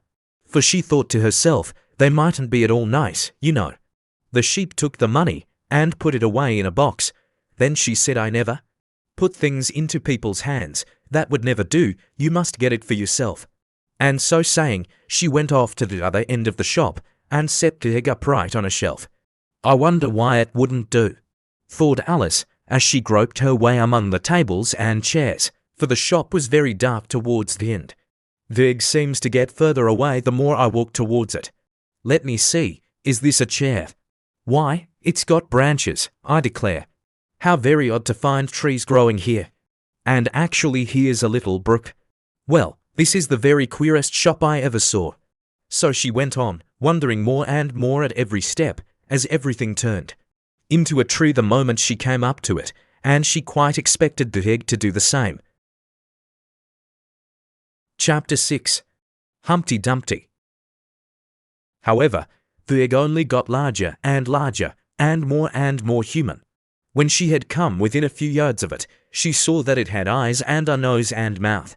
And when she had come close to it, she saw clearly that it was Humpty Dumpty himself. "It can't be anybody else," she said to herself. "I'm as certain of it as if his name were written all over his face. It might have been written 100 times, easily, on that enormous face." Humpty Dumpty was sitting with his legs crossed, like a Turk, on the top of a high wall, such a narrow one that Alice quite wondered how he could keep his balance, and as his eyes were steadily fixed in the opposite direction, and he didn't take the least notice of her, she thought he must be a stuffed figure after all. "And how exactly like an egg he is," she said aloud, standing with her hands ready to catch him, for she was every moment expecting him to fall. "It's very provoking," Humpty Dumpty said after a long silence, looking away from Alice as he spoke, "to be called an egg. Very." "I said you looked like an egg, sir," Alice gently explained. "And some eggs are very pretty, you know," she added, hoping to turn her remark into a sort of a compliment. "Some people," said Humpty Dumpty, looking away from her as usual, "have no more sense than a baby." Alice didn't know what to say to this. It wasn't at all like conversation, she thought, as he never said anything to her. In fact, his last remark was evidently addressed to a tree, so she stood and softly repeated to herself, "Humpty Dumpty sat on a wall, Humpty Dumpty had a great fall. All the king's horses and all the king's men couldn't put Humpty Dumpty in his place again. That last line is much too long for the poetry," she added, almost out loud, forgetting that Humpty Dumpty would hear her. "Don't stand there chattering to yourself like that," Humpty Dumpty said, looking at her for the first time, "but tell me your name and your business." "My name is Alice, but—" "It's a stupid enough name," Humpty Dumpty interrupted impatiently. "What does it mean?" Must a name mean something? Alice asked doubtfully. Of course it must, Humpty Dumpty said with a short laugh. My name means the shape I am, and a good handsome shape. It is, too. With a name like yours, you might be any shape, almost. Why do you sit out here all alone? Said Alice, not wishing to begin an argument. Why? Because there's nobody with me, cried Humpty Dumpty. Did you think I didn't know the answer to that? Ask another. Don't you think you'd be safer down on the ground? Alice went on, not with any idea of making another riddle, but simply in her good-natured anxiety for the queer creature. That wall is so very narrow. What tremendously easy riddles you ask, Humpty Dumpty growled out. Of course, I don't think so. Why, if ever I did fall off, which there's no chance of, but if I did, here he pursed his lips and looked so solemn and grand that Alice could hardly help laughing. If I did fall, he went on, the king has promised me, with his very own mouth, to send all his horses and all his men. Alice interrupted, rather unwisely. Now I declare that's too bad, Humpty Dumpty cried, breaking into a sudden passion. You've been listening at doors, and behind trees, and down chimneys, or you couldn't have known it. I haven't, indeed, Alice said very gently. It's in a book. Oh, well, they may write such things in a book, Humpty Dumpty said in a calmer tone. That's what you call a history of England, that is. Now, take a good look at me. I'm one that has spoken to a king, I am. Mayhap you'll never see such another, and to show you I'm not proud, you may shake hands with me. And he grinned almost from ear to ear as he leaned forwards, and as nearly as possible fell off the wall in doing so and offered Alice his hand. She watched him a little anxiously as she took it. If he smiled much more, the ends of his mouth might meet behind, she thought, and then I don't know what would happen to his head. I'm afraid it would come off. Yes, all his horses and all his men, Humpty Dumpty went on. They'd pick me up again in a minute, they would. However, this conversation is going on a little too fast. Let's go back to the last remark but one. I'm afraid I can't quite remember it, Alice said very politely. In that case we start fresh, said Humpty Dumpty, and it's my turn to choose a subject. He talks about it just as if it was a game, thought Alice. So here's a question for you. How old did you say you were? Alice made a short calculation, and said 7 years and 6 months. Wrong, Humpty Dumpty exclaimed triumphantly. You never said a word like it. Either you meant how old are you? Alice explained. If I'd meant that, I'd have said it, said Humpty Dumpty. Alice didn't want to begin another argument, so she said nothing. 7 years and 6 months, Humpty Dumpty repeated thoughtfully. An uncomfortable sort of age. Now if you'd asked my advice, I'd have said leave off at 7, but it's too late now. I never ask advice about growing, Alice said indignantly. Too proud, this other inquired. Alice felt even more indignant at this suggestion. I mean, she said, that one can't help growing older. One can't, perhaps, said Humpty Dumpty, but can. With proper assistance, you might have left off at 7. What a beautiful belt you've got on, Alice suddenly remarked. They had had quite enough of the subject of age, she thought. And if they really were to take turns in choosing subjects, it was her turn now. At least, she corrected herself on second thoughts. A beautiful cravat, I should have said, no, a belt, I mean, I beg your pardon. She added in dismay, for Humpty Dumpty looked thoroughly offended, and she began to wish she hadn't chosen that subject. If I only knew, she thought to herself, which was neck and which was waist. Evidently Humpty Dumpty was very angry, though he said nothing for a minute or two. When he did speak again, it was in a deep growl. It is a most provoking thing, he said at last, when a person doesn't know a cravat from a belt. I know it's very ignorant of me, Alice said, in so humble a tone that Humpty Dumpty relented. It's a cravat, child, and a beautiful one, as you say. It's a present from the White King and Queen. There now. Is it really? Said Alice, quite pleased to find that she had chosen a good subject, after all. They gave it me, Humpty Dumpty continued thoughtfully, as he crossed one knee over the other, and clasped his hands round it. They gave it me, for an unbirthday present. I beg your pardon, Alice said with a puzzled air. I'm not offended, said Humpty Dumpty. I mean, what is an unbirthday present? A present given when it isn't your birthday, of course. Alice considered a little. I like birthday presents best, she said at last. You don't know what you're talking about, cried Humpty Dumpty. How many days are there in a year? 365, said Alice. And how many birthdays have you? 1. And if you take 1 from 365, what remains? 364, of course. Humpty Dumpty looked doubtful. I'd rather see that done on paper, he said. Alice couldn't help smiling as she took out her memorandum book and worked the sum for him. 365, 1 underscore underscore underscore underscore 364 underscore underscore underscore. Humpty Dumpty took the book and looked at it carefully. That seems to be done right, he began. You're holding it upside down, Alice interrupted. To be sure I was, Humpty Dumpty said gaily as she turned it round for him. I thought it looked a little queer. As I was saying, that seems to be done right, though I haven't time to look it over thoroughly just now. And that shows that there are 364 days when you might get unbirthday presents.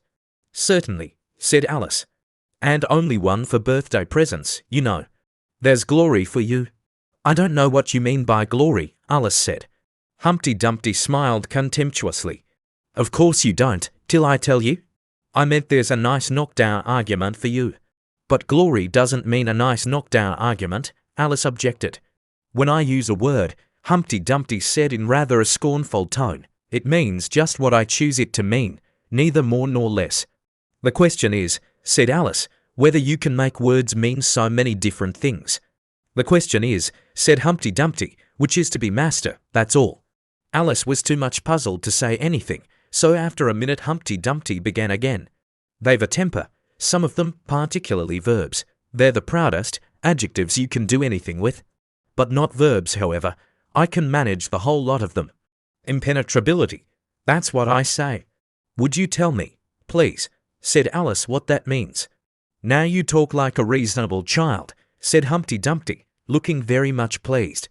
I meant by impenetrability that we've had enough of that subject, and it would be just as well if you'd mention what you mean to do next.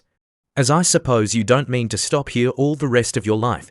That's a great deal to make one word mean, Alice said in a thoughtful tone. When I make a word do a lot of work like that, said Humpty Dumpty, I always pay it extra. Oh, said Alice. She was too much puzzled to make any other remark. Oh, you should see 'em come round me of a Saturday night, Humpty Dumpty went on, wagging his head gravely from side to side, for to get their wages, you know. Alice didn't venture to ask what he paid them with. And so you see I can't tell you. You seem very clever at explaining words, sir, said Alice.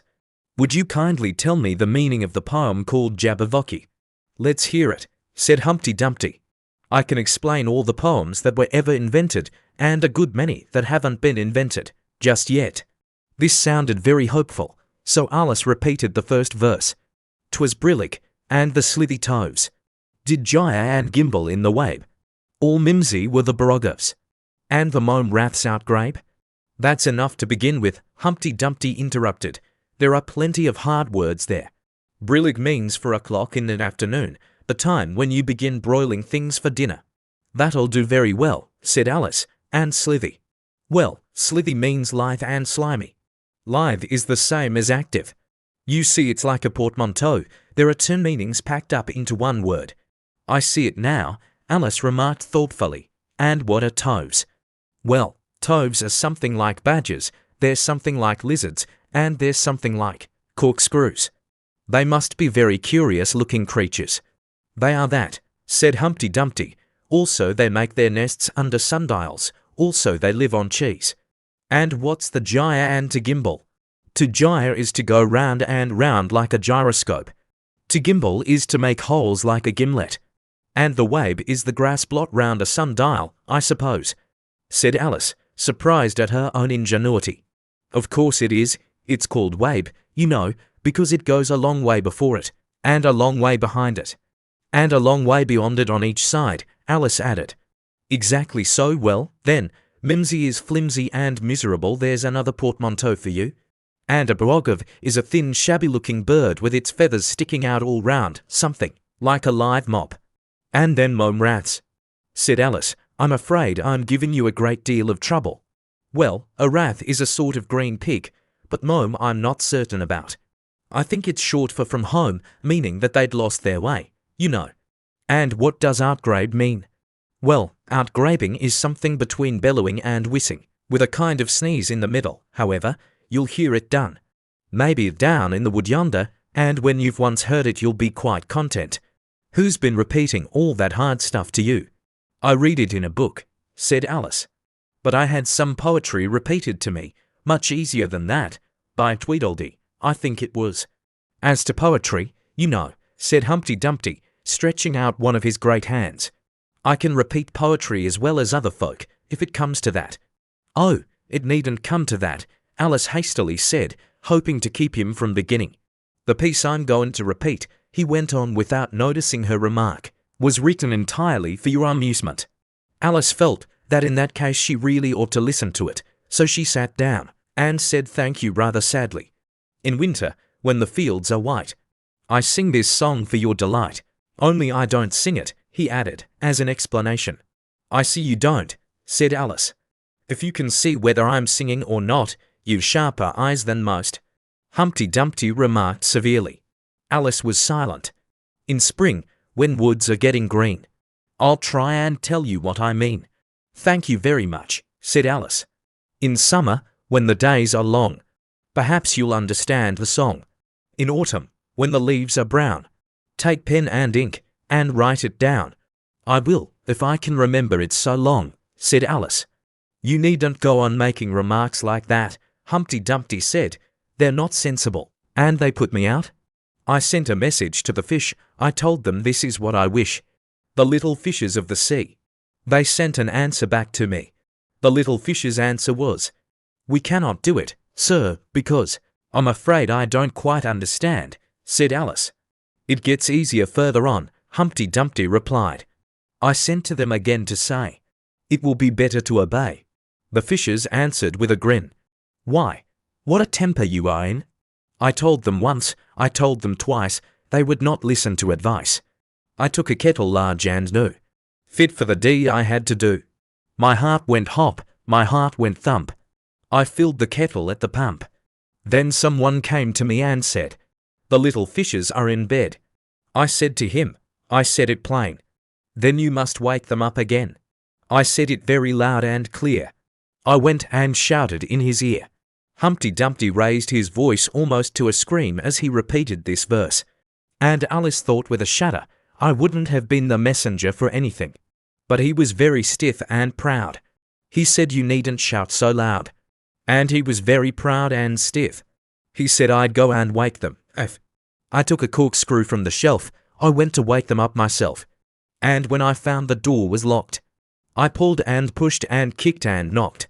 And when I found the door was shut, I tried to turn the handle, but there was a long pause. Is that all? Alice timidly asked.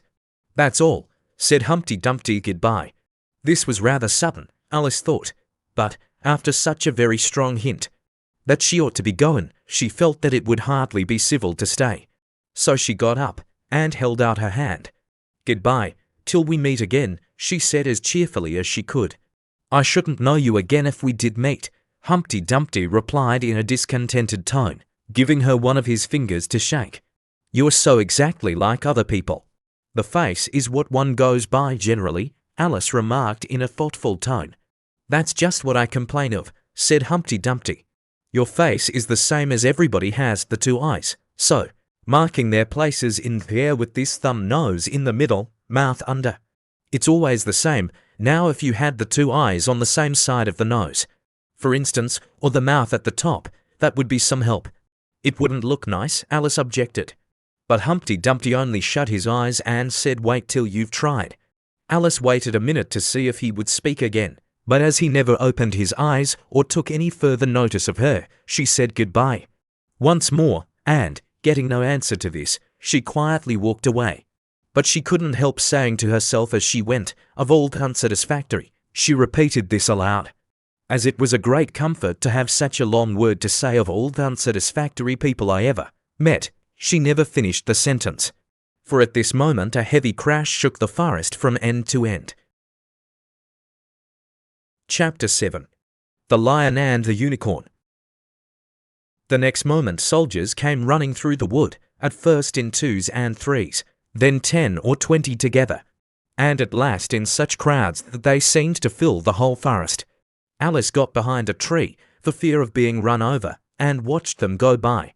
She thought that in all her life she had never seen soldiers so uncertain on their feet. They were always tripping over something or other, and whenever one went down, several more always fell over him, so that the ground was soon covered with little heaps of men. Then came the horses, having for feet. These managed rather better than the foot soldiers, but even they stumbled now and then. And it seemed to be a regular rule that, whenever a horse stumbled, the rider fell off instantly. The confusion got worse every moment, and Alice was very glad to get out of the wood into an open place, where she found the White King seated on the ground, busily writing in his memorandum book. "I've sent them all," the king cried in a tone of delight, on seeing Alice. "Did you happen to meet any soldiers, my dear, as you came through the wood?" "Yes, I did," said Alice. "Several thousand, I should think." "For 1,207, that's the exact number," the king said, referring to his book.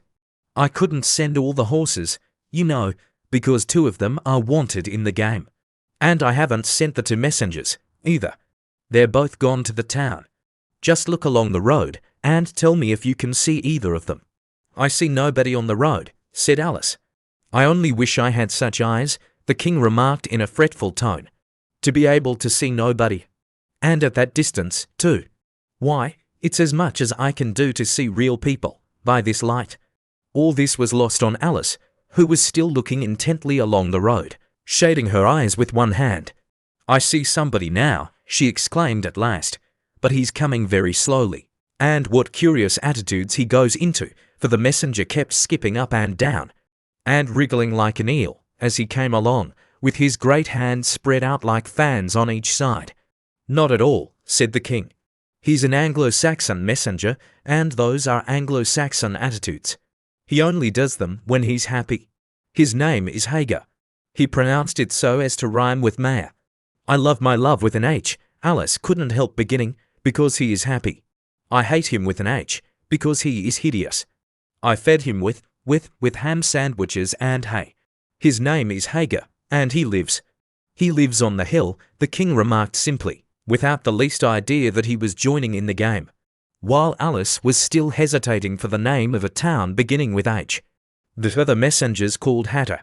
I must have 2, you know, to come and go. 1 to come, and 1 to go." "I beg your pardon," said Alice. "It isn't respectable to beg," said the king. "I only meant that I didn't understand," said Alice. "Why 1 to come and 1 to go? Didn't I tell you?" The king repeated impatiently. "I must have 2, to fetch and carry. 1 to fetch, and 1 to carry." At this moment the messenger arrived. He was far too much out of breath to say a word, and could only wave his hands about, and make the most fearful faces at the poor king. "This young lady loves you with an H," the king said, introducing Alice in the hope of turning off the messenger's attention from himself, but it was no use. The Anglo-Saxon attitudes only got more extraordinary every moment, while the great eyes rolled wildly from side to side. "You alarm me," said the king. "I feel faint. Give me a ham sandwich." On which the messenger, to Alice's great amusement, opened a bag that hung round his neck, and handed a sandwich to the king, who devoured it greedily. "Another sandwich," said the king. "There's nothing but hay left now," the messenger said, peeping into the bag. "Hay, then," the king murmured in a faint whisper. Alice was glad to see that it revived him a good deal. "There's nothing like eating hay when you're faint," he remarked to her as he munched away. "I should think throwing cold water over you would be better," Alice suggested, "or some sal volatile." "I didn't say there was nothing better," the king replied. "I said there was nothing like it," which Alice did not venture to deny. "Who did you pass on the road?" the king went on, holding out his hand to the messenger for some more hay. "Nobody," said the messenger. "Quite right," said the king. "This young lady saw him too. So of course nobody walks slower than you?" "I do my best," the messenger said in a sulky tone. "I'm sure nobody walks much faster than I do." "He can't do that," said the king, "or else he'd have been here first." However, now you've got your breath, you may tell us what's happened in the town. I'll whisper it, said the messenger, putting his hands to his mouth, in the shape of a trumpet, and stooping so as to get close to the king's ear. Alice was sorry for this, as she wanted to hear the news too. However, instead of whispering, he simply shouted at the top of his voice there at it again. "Do you call that a whisper?" cried the poor king, jumping up and shaking himself. "If you do such a thing again, I'll have you buttered." It went through and through my head like an earthquake. It would have to be a very tiny earthquake, thought Alice, who were at it again. She ventured to ask, "Why the lion and the unicorn, of course," said the king. "Fighting for the crown." "Yes, to be sure," said the king, "and the best of the joke is that it's my crown all the while. Let's run and see them." And they trotted off, Alice repeating to herself as she ran the words of the old song. The lion and the unicorn were fighting for the crown. The lion beat the unicorn all round the town. Some gave them white bread, some gave them brown. Some gave them plum cake and drummed them out of town. "Does the one that wins get the crown?" she asked, as well as she could, for the run was putting her quite out of breath. "Dear me, no," said the king. "What an idea." "Would you be good enough," Alice panted out, after running a little further, "to stop a minute just to get one's breath again?" "I'm good enough," the king said, "only I'm not strong enough. You see, a minute goes by so fearfully quick. You might as well try to stop a bandersnatch." Alice had no more breath for talking, so they trotted on in silence, till they came in sight of a great crowd, in the middle of which the lion and unicorn were fighting. They were in such a cloud of dust that at first Alice could not make out which was which, but she soon managed to distinguish the unicorn by his horn. They placed themselves close to where Hatter, the other messenger, was standing watching the fight, with a cup of tea in one hand and a piece of bread and butter in the other. He's only just out of prison, and he hadn't finished his tea when he was sent in, Hagar whispered to Alice. "And they only give them oyster shells in there, so you see he's very hungry and thirsty. How are you, dear child?" he went on, putting his arm affectionately round Hatter's neck. Hatter looked round and nodded, and went on with his bread and butter. "Were you happy in prison, dear child?" said Hagar. Hatter looked round once more, and this time a tear or two trickled down his cheek, but not a word would he say. "Speak, can't you?" Hagar cried impatiently. But Hatter only munched away, and drank some more tea. "Speak, won't you?" cried the king. "How are they getting on with the fight?" Hatter made a desperate effort, and swallowed a large piece of bread and butter. "They're getting on very well," he said in a choking voice. "Each of them has been down about 87 times. Then I suppose they'll soon bring the white bread and the brown." Alice ventured to remark. "It's waiting for 'em now," said Hatter. "This is a bit of it as I'm eating." There was a pause in the fight just then, and the lion and the unicorn sat down, panting, while the king called out 10 minutes aloud for refreshments. Hagar and Hatter set to work at once, carrying rough trays of white and brown bread. Alice took a piece to taste, but it was very dry. "I don't think they'll fight any more today," the king said to Hatter. "Go and order the drums to begin." And Hatter went bounding away like a grasshopper. For a minute or two Alice stood silent, watching him. Suddenly she brightened up. "Look, look," she cried, pointing eagerly. "There's the White Queen running across the country. She came flying out of the wood over yonder. How fast those queens can run!" "There's some enemy after her, no doubt," the king said, without even looking round. "That wood's full of them. But aren't you going to run and help her?" Alice asked, very much surprised at his taking it so quietly. No use," said the king. "She runs so fearfully quick. You might as well try to catch a bandersnatch. But I'll make a memorandum about her, if you like. She's a dear good creature," he repeated softly to himself as he opened his memorandum book. "Do you spell creature with a double E?" At this moment the unicorn sauntered by them, with his hands in his pockets. "I had the best of it this time," he said to the king, just glancing at him as he passed. A little," the king replied, rather nervously. "You shouldn't have run him through with your horn, you know." "It didn't hurt him," the unicorn said carelessly, and he was going on, when his eye happened to fall upon Alice. He turned round rather instantly. and stood for some time looking at her with an air of the deepest disgust. "What is this?" he said at last. "This is a child," Hagar replied eagerly, coming in front of Alice to introduce her, and spreading out both his hands towards her in an Anglo-Saxon attitude. "We only found it today. It's as large as life, and twice as natural. I always thought they were fabulous monsters," said the unicorn. "Is it alive?" "It can talk," said Hagar, solemnly. The unicorn looked dreamily at Alice, and said, "Talk, child." Alice could not help her lips curling up into a smile as she began. "Do you know, I always thought unicorns were fabulous monsters, too. I never saw one alive before." "Well, now that we have seen each other," said the unicorn, "if you'll believe in me, I'll believe in you. Is that a bargain?" "Yes, if you like," said Alice. "Come, fetch out the plum cake, old man," the unicorn went on, turning from her to the king. "None of your brown bread for me." "Certainly, certainly," the king muttered, and beckoned to Hagar. "Open the bag," he whispered. "Quick, not that one, that's full of hay." Hagar took a large cake out of the bag and gave it to Alice to hold, while he got out a dish and carving knife. How they all came out of it Alice couldn't guess. It was just like a conjuring trick, she thought. The lion had joined them while this was going on. He looked very tired and sleepy, and his eyes were half shut.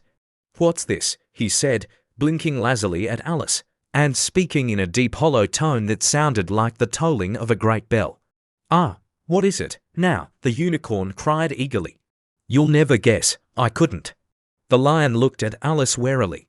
"Are you animal, vegetable, or mineral?" he said, yawning at every other word. "It's a fabulous monster," the unicorn cried out, before Alice could reply. "Then hand round the plum cake, monster," the lion said, lying down and putting his chin on his paws. "And sit down, both of you," to the king and the unicorn. "Fair play with the cake, you know." The king was evidently very uncomfortable at having to sit down between the two great creatures. But there was no other place for him. "What a fight we might have for the crown, now," the unicorn said, looking slyly up at the crown, which the poor king was nearly shaking off his head. He trembled so much. "I should win easy," said the lion. "I'm not so sure of that," said the unicorn. "Why, I beat you all round the tam, you chicken," the lion replied angrily, half getting up as he spoke. Here the king interrupted, to prevent the quarrel going on. He was very nervous, and his voice quite quivered. "All round the town," he said. "That's a good long way. Did you go by the old bridge or the marketplace? You get the best view by the old bridge." "I'm sure I don't know," the lion growled out as he lay down again. There was too much dust to see anything. What a time the monster is, cutting up that cake.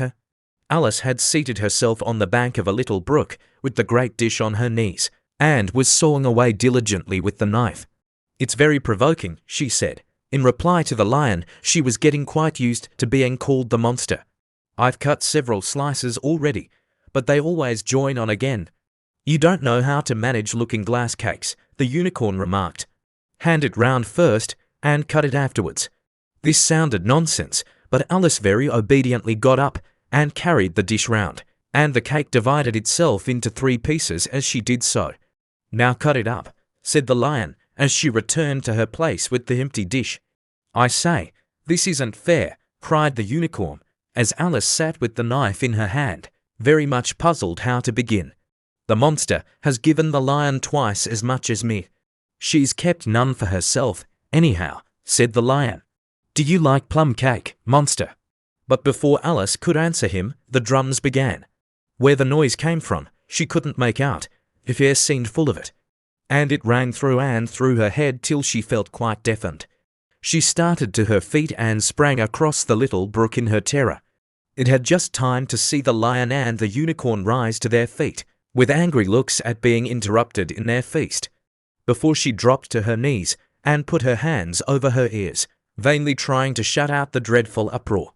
"If that doesn't drum them out of town," she thought to herself, "nothing ever will." Chapter 8. It's my own invention. After a while the noise seemed gradually to die away, till all was dead silence, and Alice lifted up her head in some alarm. There was no one to be seen, and her first thought was that she must have been dreaming. about the lion and the unicorn and those queer Anglo-Saxon messengers. However, there was the great dish still lying at her feet, on which she had tried to cut the plum cake, so I wasn't dreaming, after all. She said to herself, unless we're all part of the same dream. Only I do hope it's my dream, and not the Red King's. I don't like belonging to another person's dream, she went on in a rather complaining tone. I've a great mind to go and wake him, and see what happens. At this moment her thoughts were interrupted by a loud shouting of ahoy! Ahoy! Check! And a knight dressed in crimson armor came galloping down upon her, brandishing a great club. Just as he reached her, the horse stopped suddenly. You're my prisoner, the knight cried, as he tumbled off his horse. Startled as she was, Alice was more frightened for him than for herself at the moment, and watched him with some anxiety as he mounted again. As soon as he was comfortably in the saddle, he began once more, you're my, but here another voice broke in, ahoy! Ahoy, check! And Alice looked round in some surprise for the new enemy. This time it was a white knight. He drew up at Alice's side, and tumbled off his horse just as the red knight had done. Then he got on again, and the two knights sat and looked at each other for some time without speaking. Alice looked from one to the other in some bewilderment. She's my prisoner, you know, the red knight said at last. Yes, but then I came and rescued her, the white knight replied. Well, we must fight for her, then, said the red knight, as he took up his helmet which hung from the saddle, and was something the shape of a horse's head, and put it on. You will observe the rules of battle, of course, the white knight remarked, putting on his helmet too. I always do, said the red knight, and they began banging away at each other, with such fury that Alice got behind a tree to be out of the way of the blows. I wonder, now, what the rules of battle are, she said to herself as she watched the fight, timidly peeping out from her hiding place. One rule seems to be that if one knight hits the other, he knocks him off his horse, and if he misses, he tumbles off himself.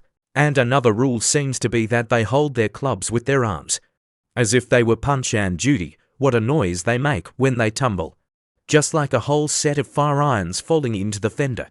And how quiet the horses are. They let them get on and off them just as if they were tables. Another rule of battle, that Alice had not noticed, seemed to be that they always fell on their heads, and the battle ended with their both falling off in this way, side by side. When they got up again, they shook hands, and then the red knight mounted and galloped off. It was a glorious victory, wasn't it?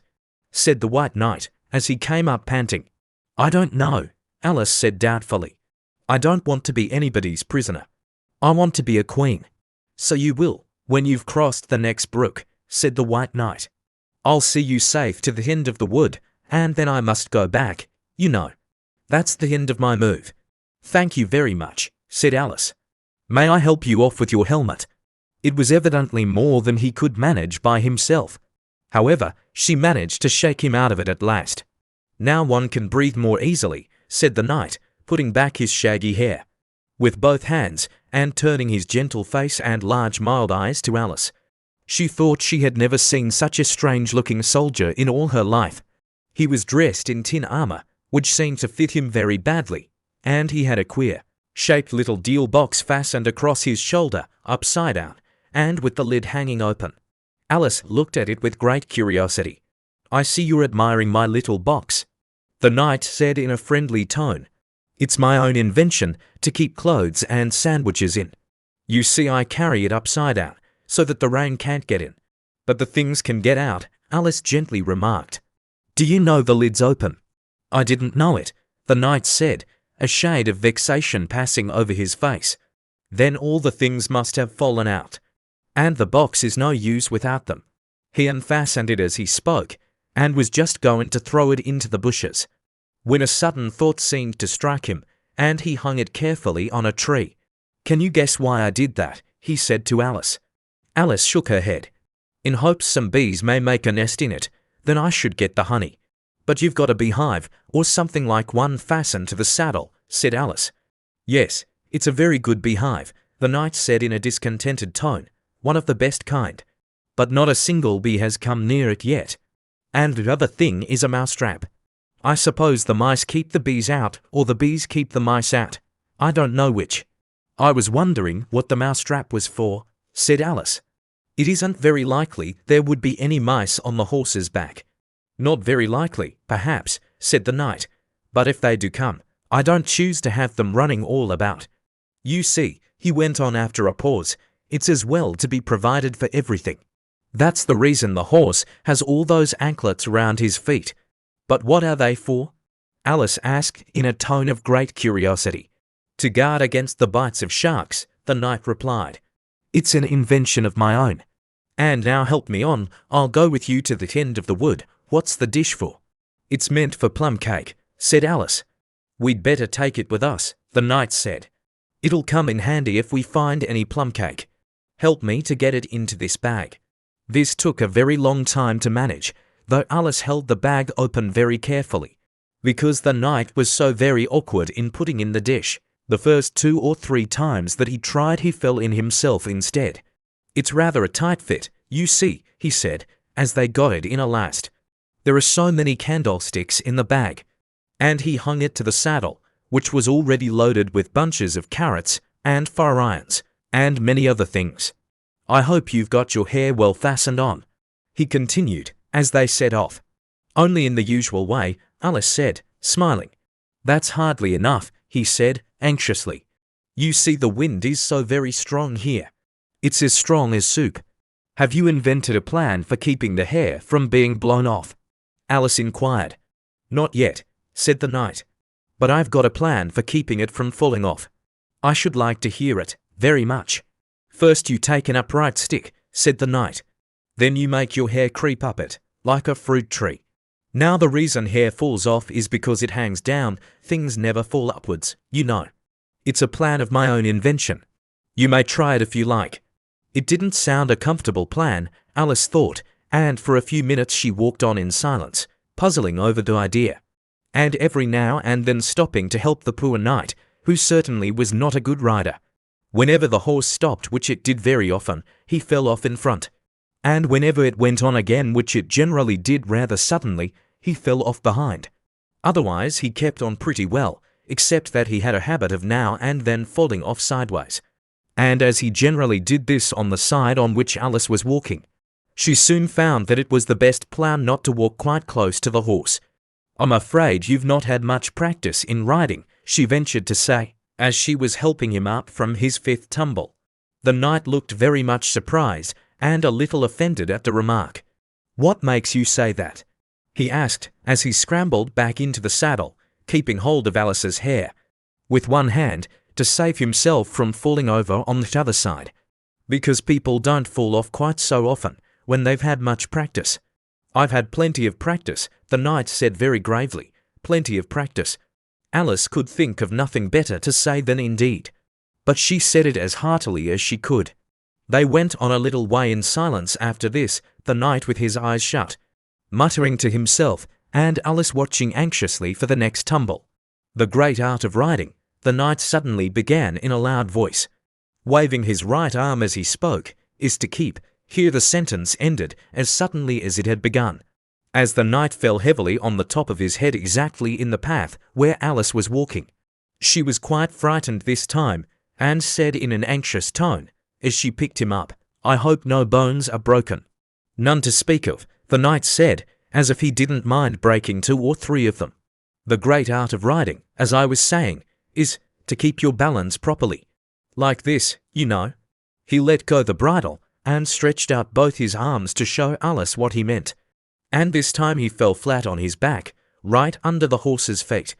Plenty of practice, he went on repeating, all the time that Alice was getting him on his feet again. Plenty of practice. It's too ridiculous, cried Alice, losing all her patience this time.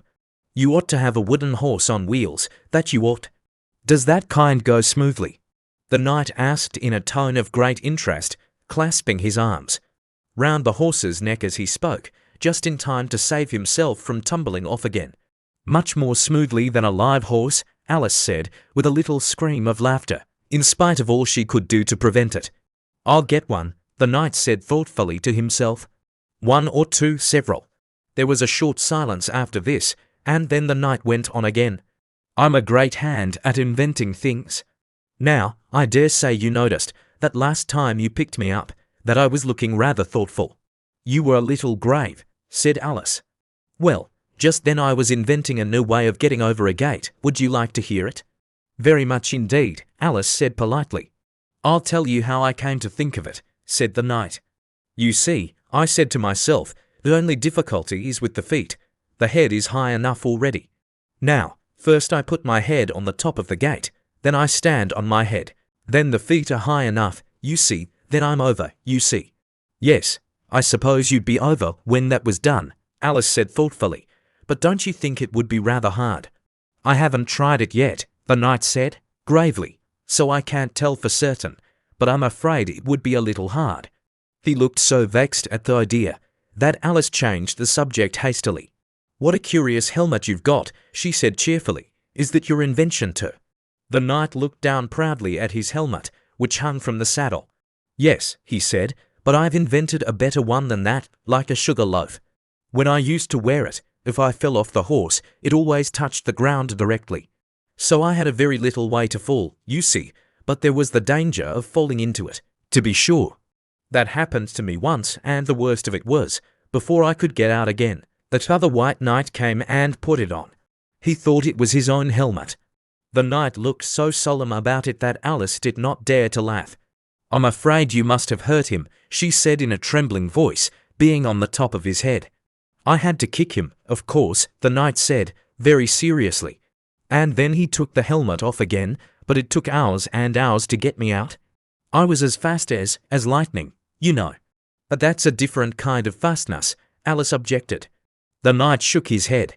It was all kinds of fastness with me, I can assure you, he said. He raised his hands in some excitement as he said this, and instantly rolled out of the saddle and fell headlong into a deep ditch.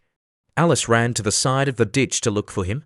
She was rather startled by the fall, as for some time he had kept on very well, and she was afraid that he really was hurt this time. However, though she could see nothing but the soles of his feet, she was much relieved to hear that he was talking on in his usual tone. All kinds of fastness, he repeated, but it was careless of him to put another man's helmet on, with the man in it, too. How can you go on talking so quietly, head downwards? Alice asked, as she dragged him out by the feet, and laid him in a heap on the bank. The knight looked surprised at the question. What does it matter where my body happens to be? He said, my mind goes on working all the same. In fact, the more head downwards I am, the more I keep inventing new things. Now the cleverest thing of the sort that I ever did, he went on after a pause, was inventing a new pudding during the meat course. In time to have it cooked for the next course, said Alice. Well, not the next course, the knight said in a slow, thoughtful tone. No, certainly not the next course. Then it would have to be the next day. I suppose you wouldn't have two pudding courses in one dinner. Well, not the next day, the knight repeated as before. Not the next day. In fact, he went on, holding his head down, and his voice getting lower and lower. I don't believe that pudding ever was cooked. In fact, I don't believe that pudding ever will be cooked. And yet it was a very clever pudding to invent. What did you mean it to be made of? Alice asked, hoping to cheer him up, for the poor knight seemed quite low-spirited about it. It began with blotting paper, the knight answered with a groan. That wouldn't be very nice, I'm afraid. Not very nice alone, he interrupted, quite eagerly, but you've no idea what a difference it makes mixing it with other things, such as gunpowder and sealing wax. And here I must leave you. They had just come to the end of the wood. Alice could only look puzzled. She was thinking of the pudding. You are sad, the knight said in an anxious tone. Let me sing you a song to comfort you. Is it very long? Alice asked, for she had heard a good deal of poetry that day. It's long, said the knight, but very, very beautiful. Everybody that hears me sing it, either it brings the tears into their eyes, or else. Or else what? Said Alice, for the knight had made a sudden pause. Or else it doesn't, you know. The name of the song is called Haddock's Eyes. Oh, that's the name of the song, is it? Alice said, trying to feel interested. No, you don't understand, the knight said, looking a little vexed. That's what the name is called. The name really is The Aged Man. Then I ought to have said that's what the song is called. Alice corrected herself. No, you oughtn't. That's quite another thing. The song is called Ways and Means, but that's only what it's called, you know. Well, what is the song, then? Said Alice, who was by this time completely bewildered. I was coming to that, the knight said. The song really is a sitting on a gate, and the tune's my own invention. So saying, he stopped his horse and let the reins fall on its neck, then, slowly beating time with one hand, and with a faint smile lighting up his gentle foolish face, as if he enjoyed the music of his song, he began.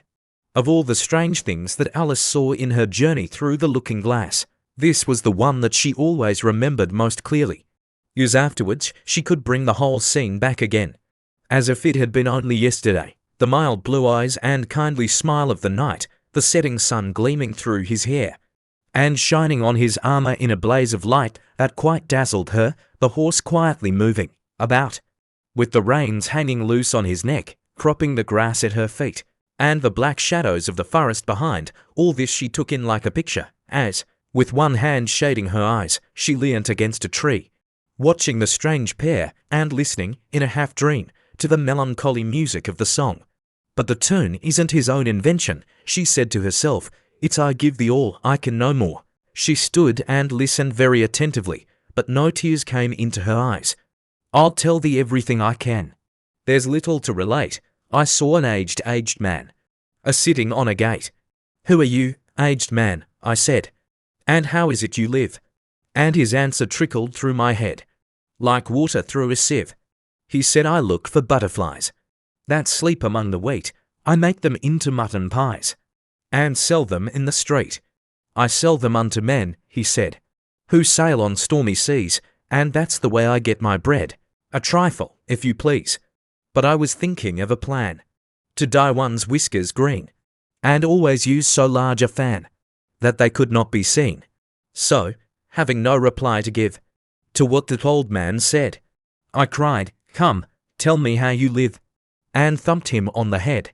His accents mild took up the tale. He said, I go my ways, and when I find a mountain rill, I set it in a blaze, and thence they make a stuff they call Roland's Macassar oil. Yet 2 halfpenny is all they give me for my toil.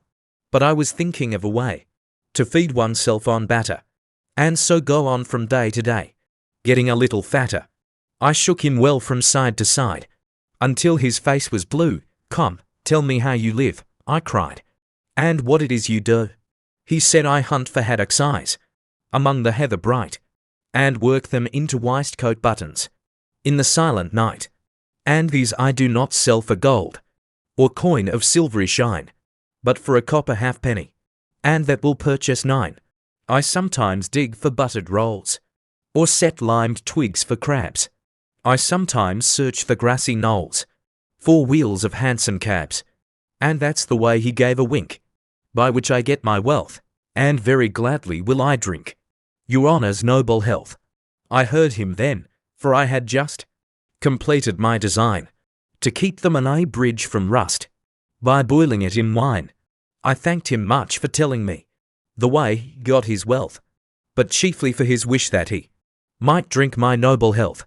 And now, if e'er by chance I put my fingers into glue, or madly squeeze a right-hand foot into a left-hand shoe, or if I drop upon my toe a very heavy weight, I weep, for it reminds me so of that old man I used to know, whose look was mild, whose speech was slow, whose hair was whiter than the snow, whose face was very like a crow, with eyes like cinders all aglow, who seemed distracted with his woe, who rocked his body to and fro, and muttered mumblingly and low, as if his mouth were full of dough, who snorted like a buffalo, that summer evening, long ago, a-sitting on a gate.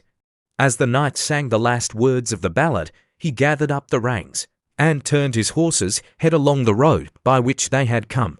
You've only a few yards to go, he said, down the hill and over that little brook, and then you'll be a queen, but you'll stay and see me off first, he added as Alice turned with an eager look in the direction to which he pointed.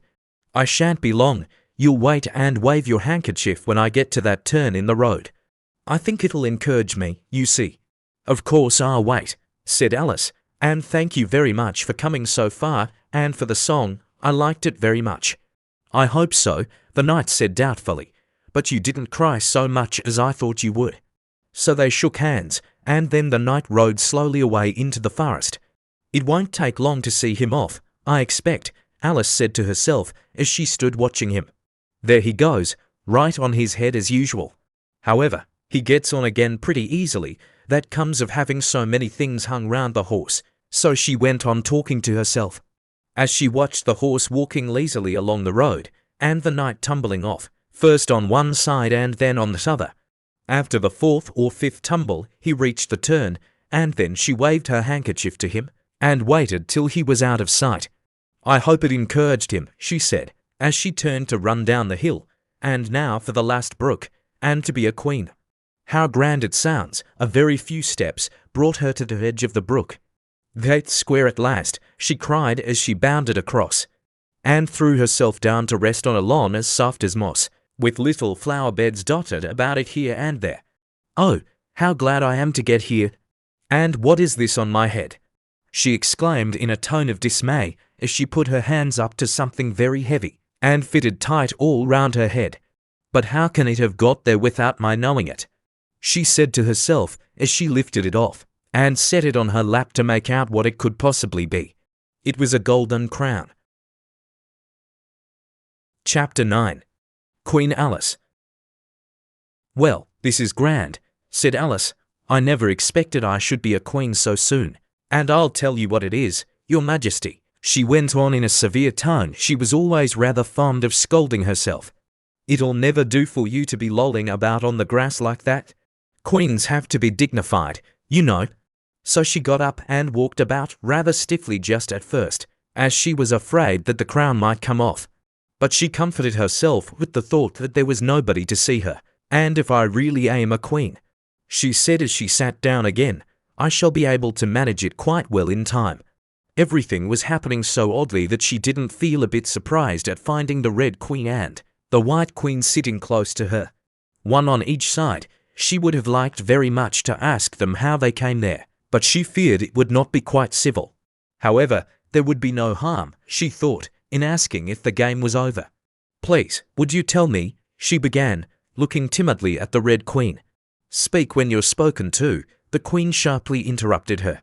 But if everybody obeyed that rule, said Alice, who was always ready for a little argument, and if you only spoke when you were spoken to, and the other person always waited for you to begin, you see nobody would ever say anything. So that— Ridiculous, cried the Queen. Why, don't you see, child? Here she broke off with a frown, and, after thinking for a minute, suddenly changed the subject of the conversation. What do you mean by if you really are a queen? What right have you to call yourself so? You can't be a queen, you know, till you've passed the proper examination. And the sooner we begin it, the better. I only said if, poor Alice pleaded in a piteous tone. The two queens looked at each other, and the Red Queen remarked, with a little shudder, she says she only said if. But she said a great deal more than that, the White Queen moaned, wringing her hands.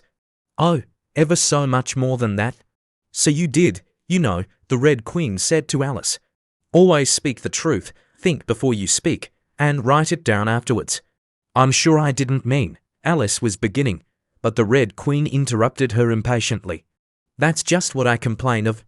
You should have meant, what do you suppose is the use of child without any meaning? Even a joke should have some meaning, and a child's more important than a joke, I hope.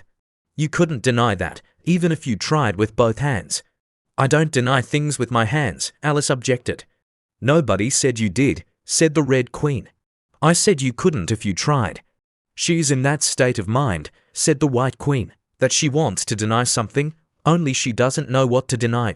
A nasty, vicious temper, the Red Queen remarked. And then there was an uncomfortable silence for a minute or two.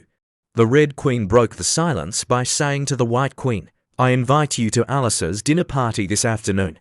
The White Queen smiled feebly and said, and I invite you? I didn't know I was to have a party at all, said Alice. But if there is to be one, I think I ought to invite the guests. We gave you the opportunity of doing it, the Red Queen remarked, but I dare say you've not had many lessons in manners yet. Manners are not taught in lessons, said Alice. Lessons teach you to do sums and things of that sort. And you do addition. The White Queen asked, "What's 1 and 1 and 1 and 1 and 1 and 1 and 1 and 1 and 1 and 1? I don't know, said Alice. I lost count. She can't do addition, the Red Queen interrupted. Can you do subtraction? Take 9 from 8. 9 from 8 I can't, you know, Alice replied very readily. But she can't do subtraction, said the White Queen. Can you do division? Divide a loaf by a knife. What's the answer to that? I suppose, Alice was beginning, but the Red Queen answered for her. Bread and butter, of course.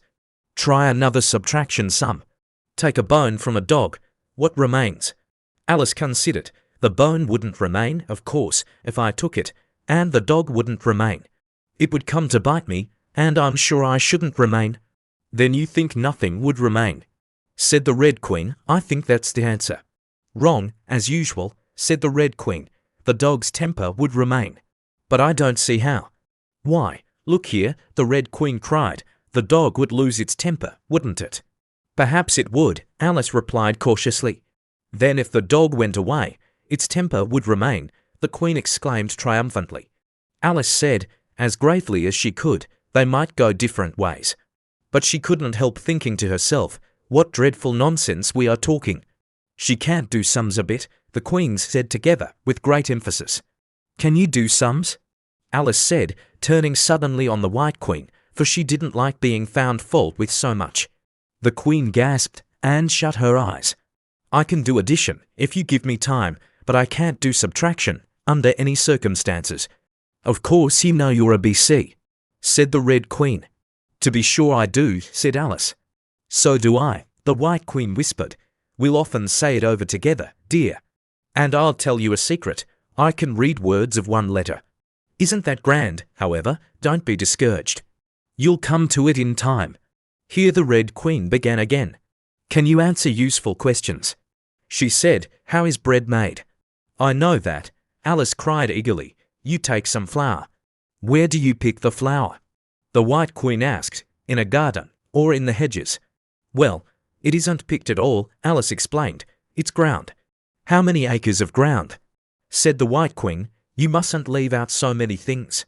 Fan her head, the Red Queen anxiously interrupted. She'll be feverish after so much thinking. So they set to work and fanned her with bunches of leaves, till she had to beg them to leave off. It blew her hair about so. She's all right again now, said the Red Queen. Do you know languages? What's the French for fiddle-dee-dee? Fiddle-dee-dee's not English, Alice replied gravely. Whoever said it was, said the Red Queen.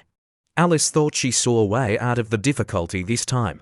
If you'll tell me what language fiddle-dee-dee is, I'll tell you the French for it, she exclaimed triumphantly. But the Red Queen drew herself up rather stiffly, and said queens never make bargains. I wish queens never asked questions, Alice thought to herself.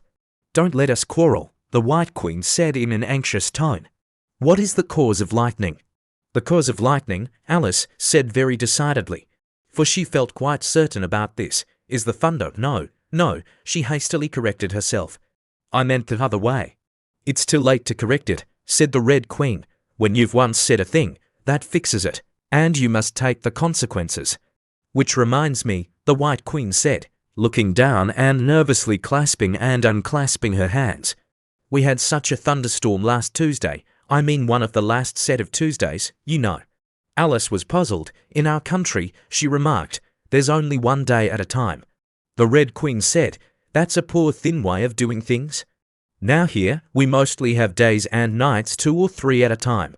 And sometimes in the winter we take as many as 5 nights together, for warmth, you know.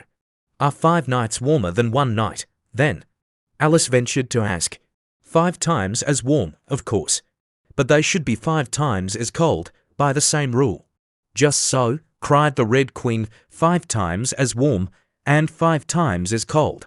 Just as I'm 5 times as rich as you are, and 5 times as clever? Alice sighed and gave it up. It's exactly like a riddle with no answer, she thought. Humpty Dumpty saw it too, the White Queen went on in a low voice, more as if she were talking to herself. He came to the door with a corkscrew in his hand. What did he want? said the Red Queen. He said he would come in, the White Queen went on, because he was looking for a hippopotamus. Now, as it happened, there wasn't such a thing in the house that morning. Is there generally? Alice asked in an astonished tone. Well, only on Thursdays, said the Queen. I know what he came for, said Alice. He wanted to punish the fish because... Here the White Queen began again. It was such a thunderstorm, you can't think, she never could, you know, said the Red Queen. And part of the roof came off, and ever so much thunder got in, and it went rolling round the room in great lumps, and knocking over the tables and things, till I was so frightened, I couldn't remember my own name. Alice thought to herself, I never should try to remember my name in the middle of an accident. Where would be the use of it? But she did not say this aloud, for fear of hurting the poor Queen's feeling. Your Majesty must excuse her, the Red Queen said to Alice, taking one of the White Queen's hands in her own, and gently stroking it. She means well, but she can't help saying foolish things, as a general rule. The White Queen looked timidly at Alice, who felt she ought to say something kind, but really couldn't think of anything at the moment. She never was really well brought up, the Red Queen went on, but it's amazing how good-tempered she is. Pat her on the head, and see how pleased she'll be, but this was more than Alice had courage to do. A little kindness, and putting her hair in papers, would do wonders with her. The White Queen gave a deep sigh, and laid her head on Alice's shoulder. I am so sleepy, she moaned. She's tired, poor thing, said the Red Queen. Smooth her hair, lend her your nightcap, and sing her a soothing lullaby. I haven't got a nightcap with me, said Alice, as she tried to obey the first direction, and I don't know any soothing lullabies. I must do it myself. Then, said the Red Queen, and she began. Hush-a-bye, lady, in Alice's lap. Till the feast's ready, we've time for a nap. When the feast's over, we'll go to the ball. Red Queen, and White Queen, and Alice, and all. And now you know the words, she added, as she put her head down on Alice's other shoulder. Just sing it through to me. I'm getting sleepy, too. In another moment both queens were fast asleep, and snoring loud. What am I to do? Exclaimed Alice, looking about in great perplexity, as first one round head, and then the other, rolled down from her shoulder, and lay like a heavy lump in her lap. I don't think it ever happened before, that anyone had to take care of two queens asleep at once. No, not in all the history of England. It couldn't, you know, because there never was more than one queen at a time. Do wake up, you heavy things, she went on in an impatient tone. But there was no answer, but a gentle snoring. The snoring got more distinct every minute, and sounded more like a tone. At last she could even make out the words, and she listened so eagerly that, when the two great heads vanished from her lap, she hardly missed them. She was standing before an arched doorway over which were the words Queen Alice in large letters, and on each side of the arch there was a bell handle. One was marked Visitor's Bell, and the other Servant's Bell. I'll wait till the song's over, thought Alice, and then I'll ring. Which bell must I ring? She went on, very much puzzled by the names. I'm not a visitor, and I'm not a servant. There ought to be one marked Queen, you know. Just then the door opened a little way, and a creature with a long beak put its head out for a moment, and said no admittance till the week after next, and shut the door again with a bang. Alice knocked and rang in vain for a long time, but at last a very old frog, who was sitting under a tree, got up and hobbled slowly towards her. He was dressed in bright yellow, and had enormous boots on. What is it, now? The frog said in a deep hoarse whisper. Alice turned round, ready to find fault with anybody. Where's the servant whose business it is to answer the door? She began angrily. Which door? Said the frog. Alice almost stamped with irritation at the slow drawl in which he spoke. This door, of course. The frog looked at the door with his large dull eyes for a minute. Then he went nearer and rubbed it with his thumb, as if he were trying whether the paint would come off. Then he looked at Alice. To answer the door? He said, what's it been asking of? He was so hoarse that Alice could scarcely hear him. I don't know what you mean, she said.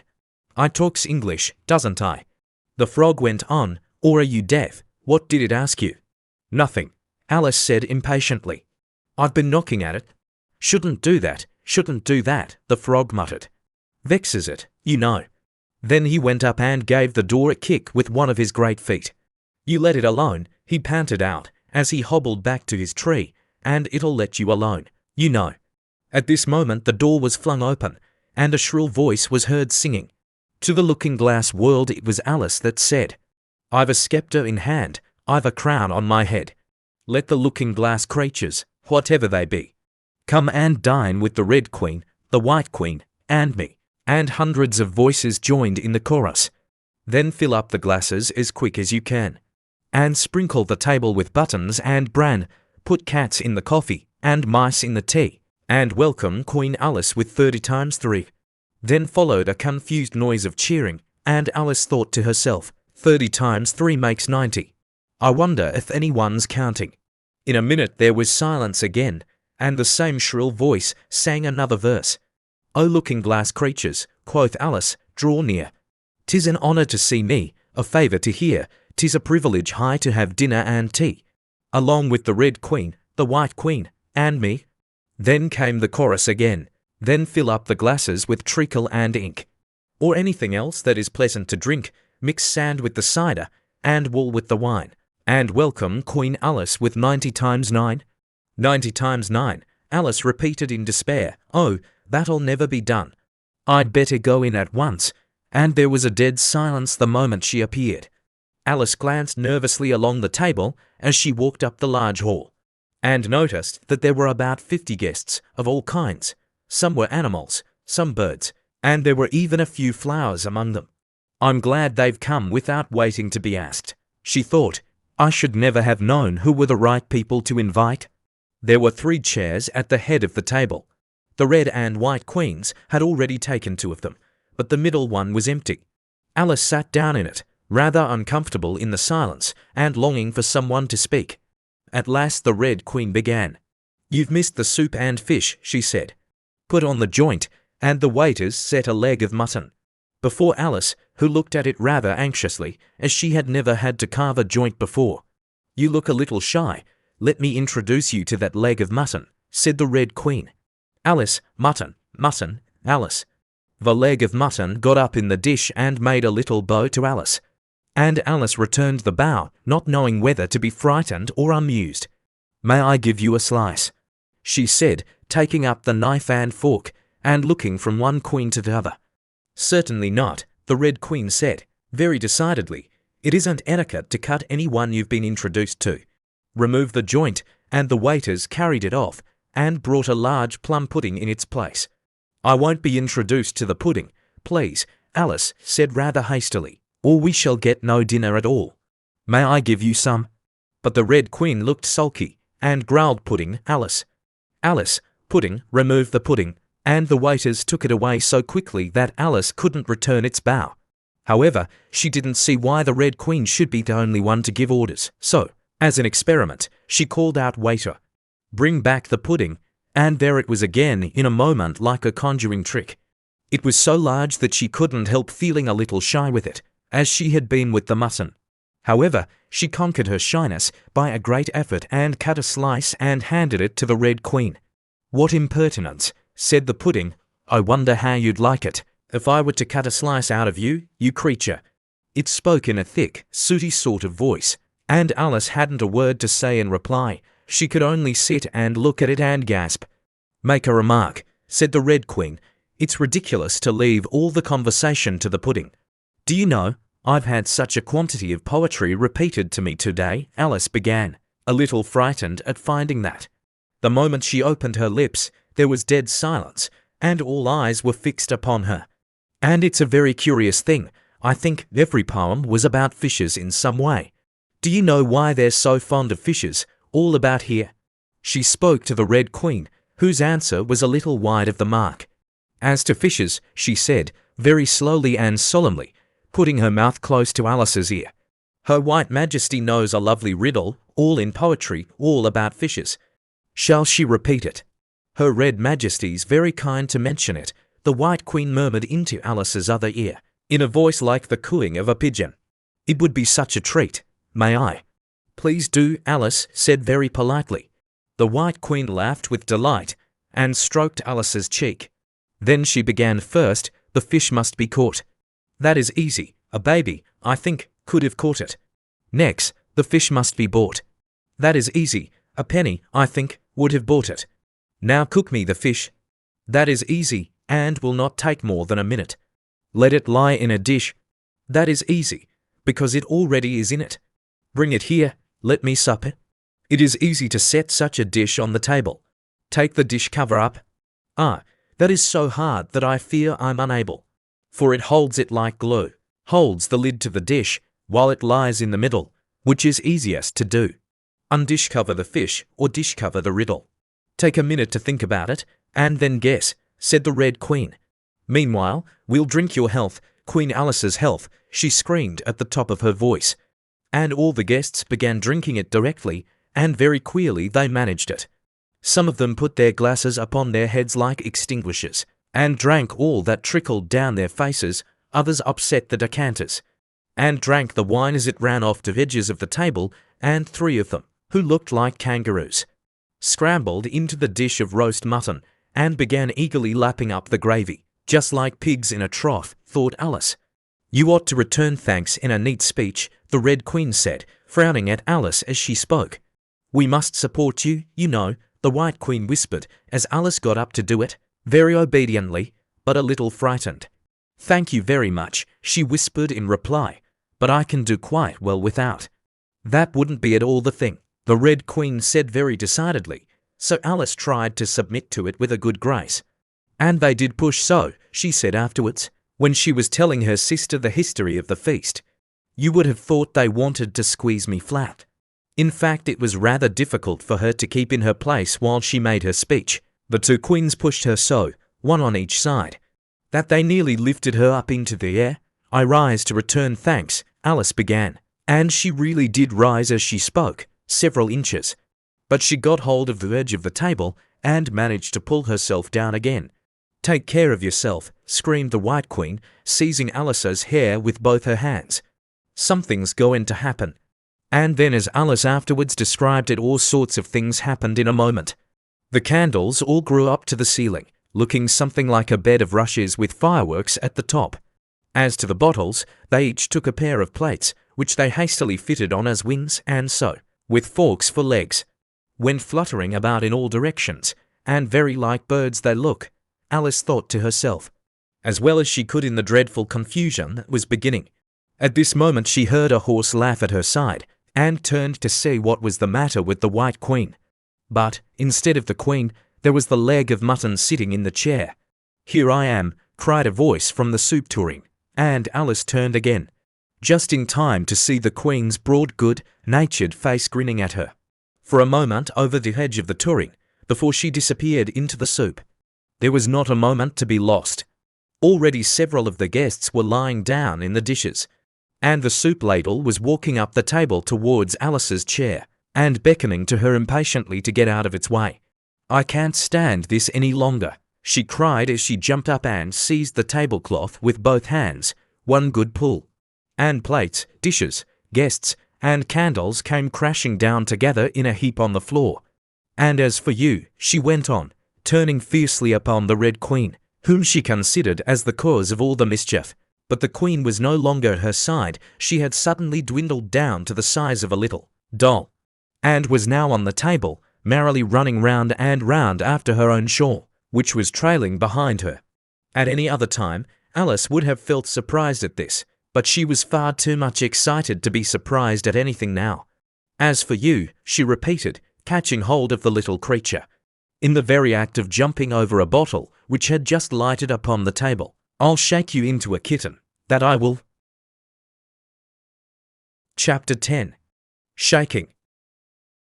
She took her off the table as she spoke, and shook her backwards and forwards with all her might. The Red Queen made no resistance whatever. Only her face grew very small, and her eyes got large and green. And still, as Alice went on shaking her, she kept on growing shorter, and fatter, and softer, and rounder, and... Chapter 11. Waking. And it really was a kitten, after all. Chapter 12. Which dreamed it. Your Majesty shouldn't purr so loud, Alice said, rubbing her eyes, and addressing the kitten, respectfully, yet with some severity. You woke me out of such a nice dream, and you've been along with me, Kitty, all through the looking-glass world. Did you know it, dear? It is a very inconvenient habit of kittens. Alice had once made the remark that, whatever you say to them, they always purr. If they would only purr for yes and mew for no, or any rule of that sort, she had said, so that one could keep up a conversation. But how can you talk with a person if they always say the same thing?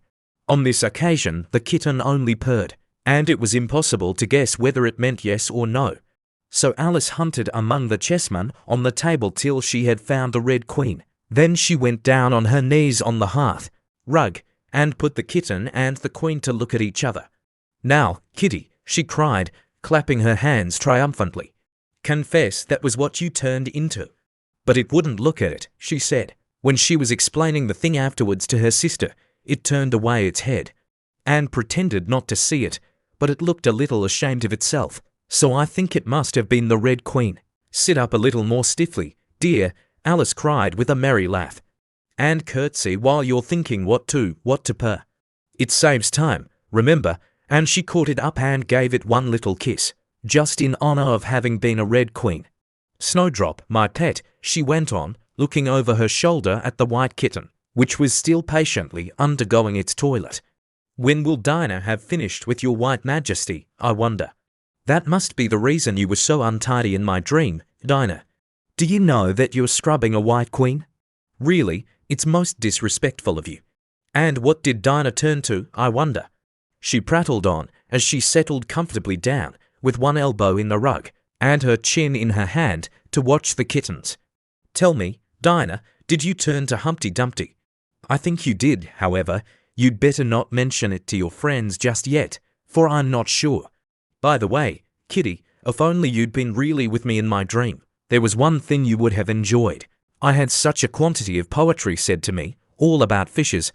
Tomorrow morning you shall have a real treat. All the time you're eating your breakfast, I'll repeat the walrus and the carpenter to you. And then you can make believe it's oysters, dear. Now, Kitty, let's consider who it was that dreamed it all.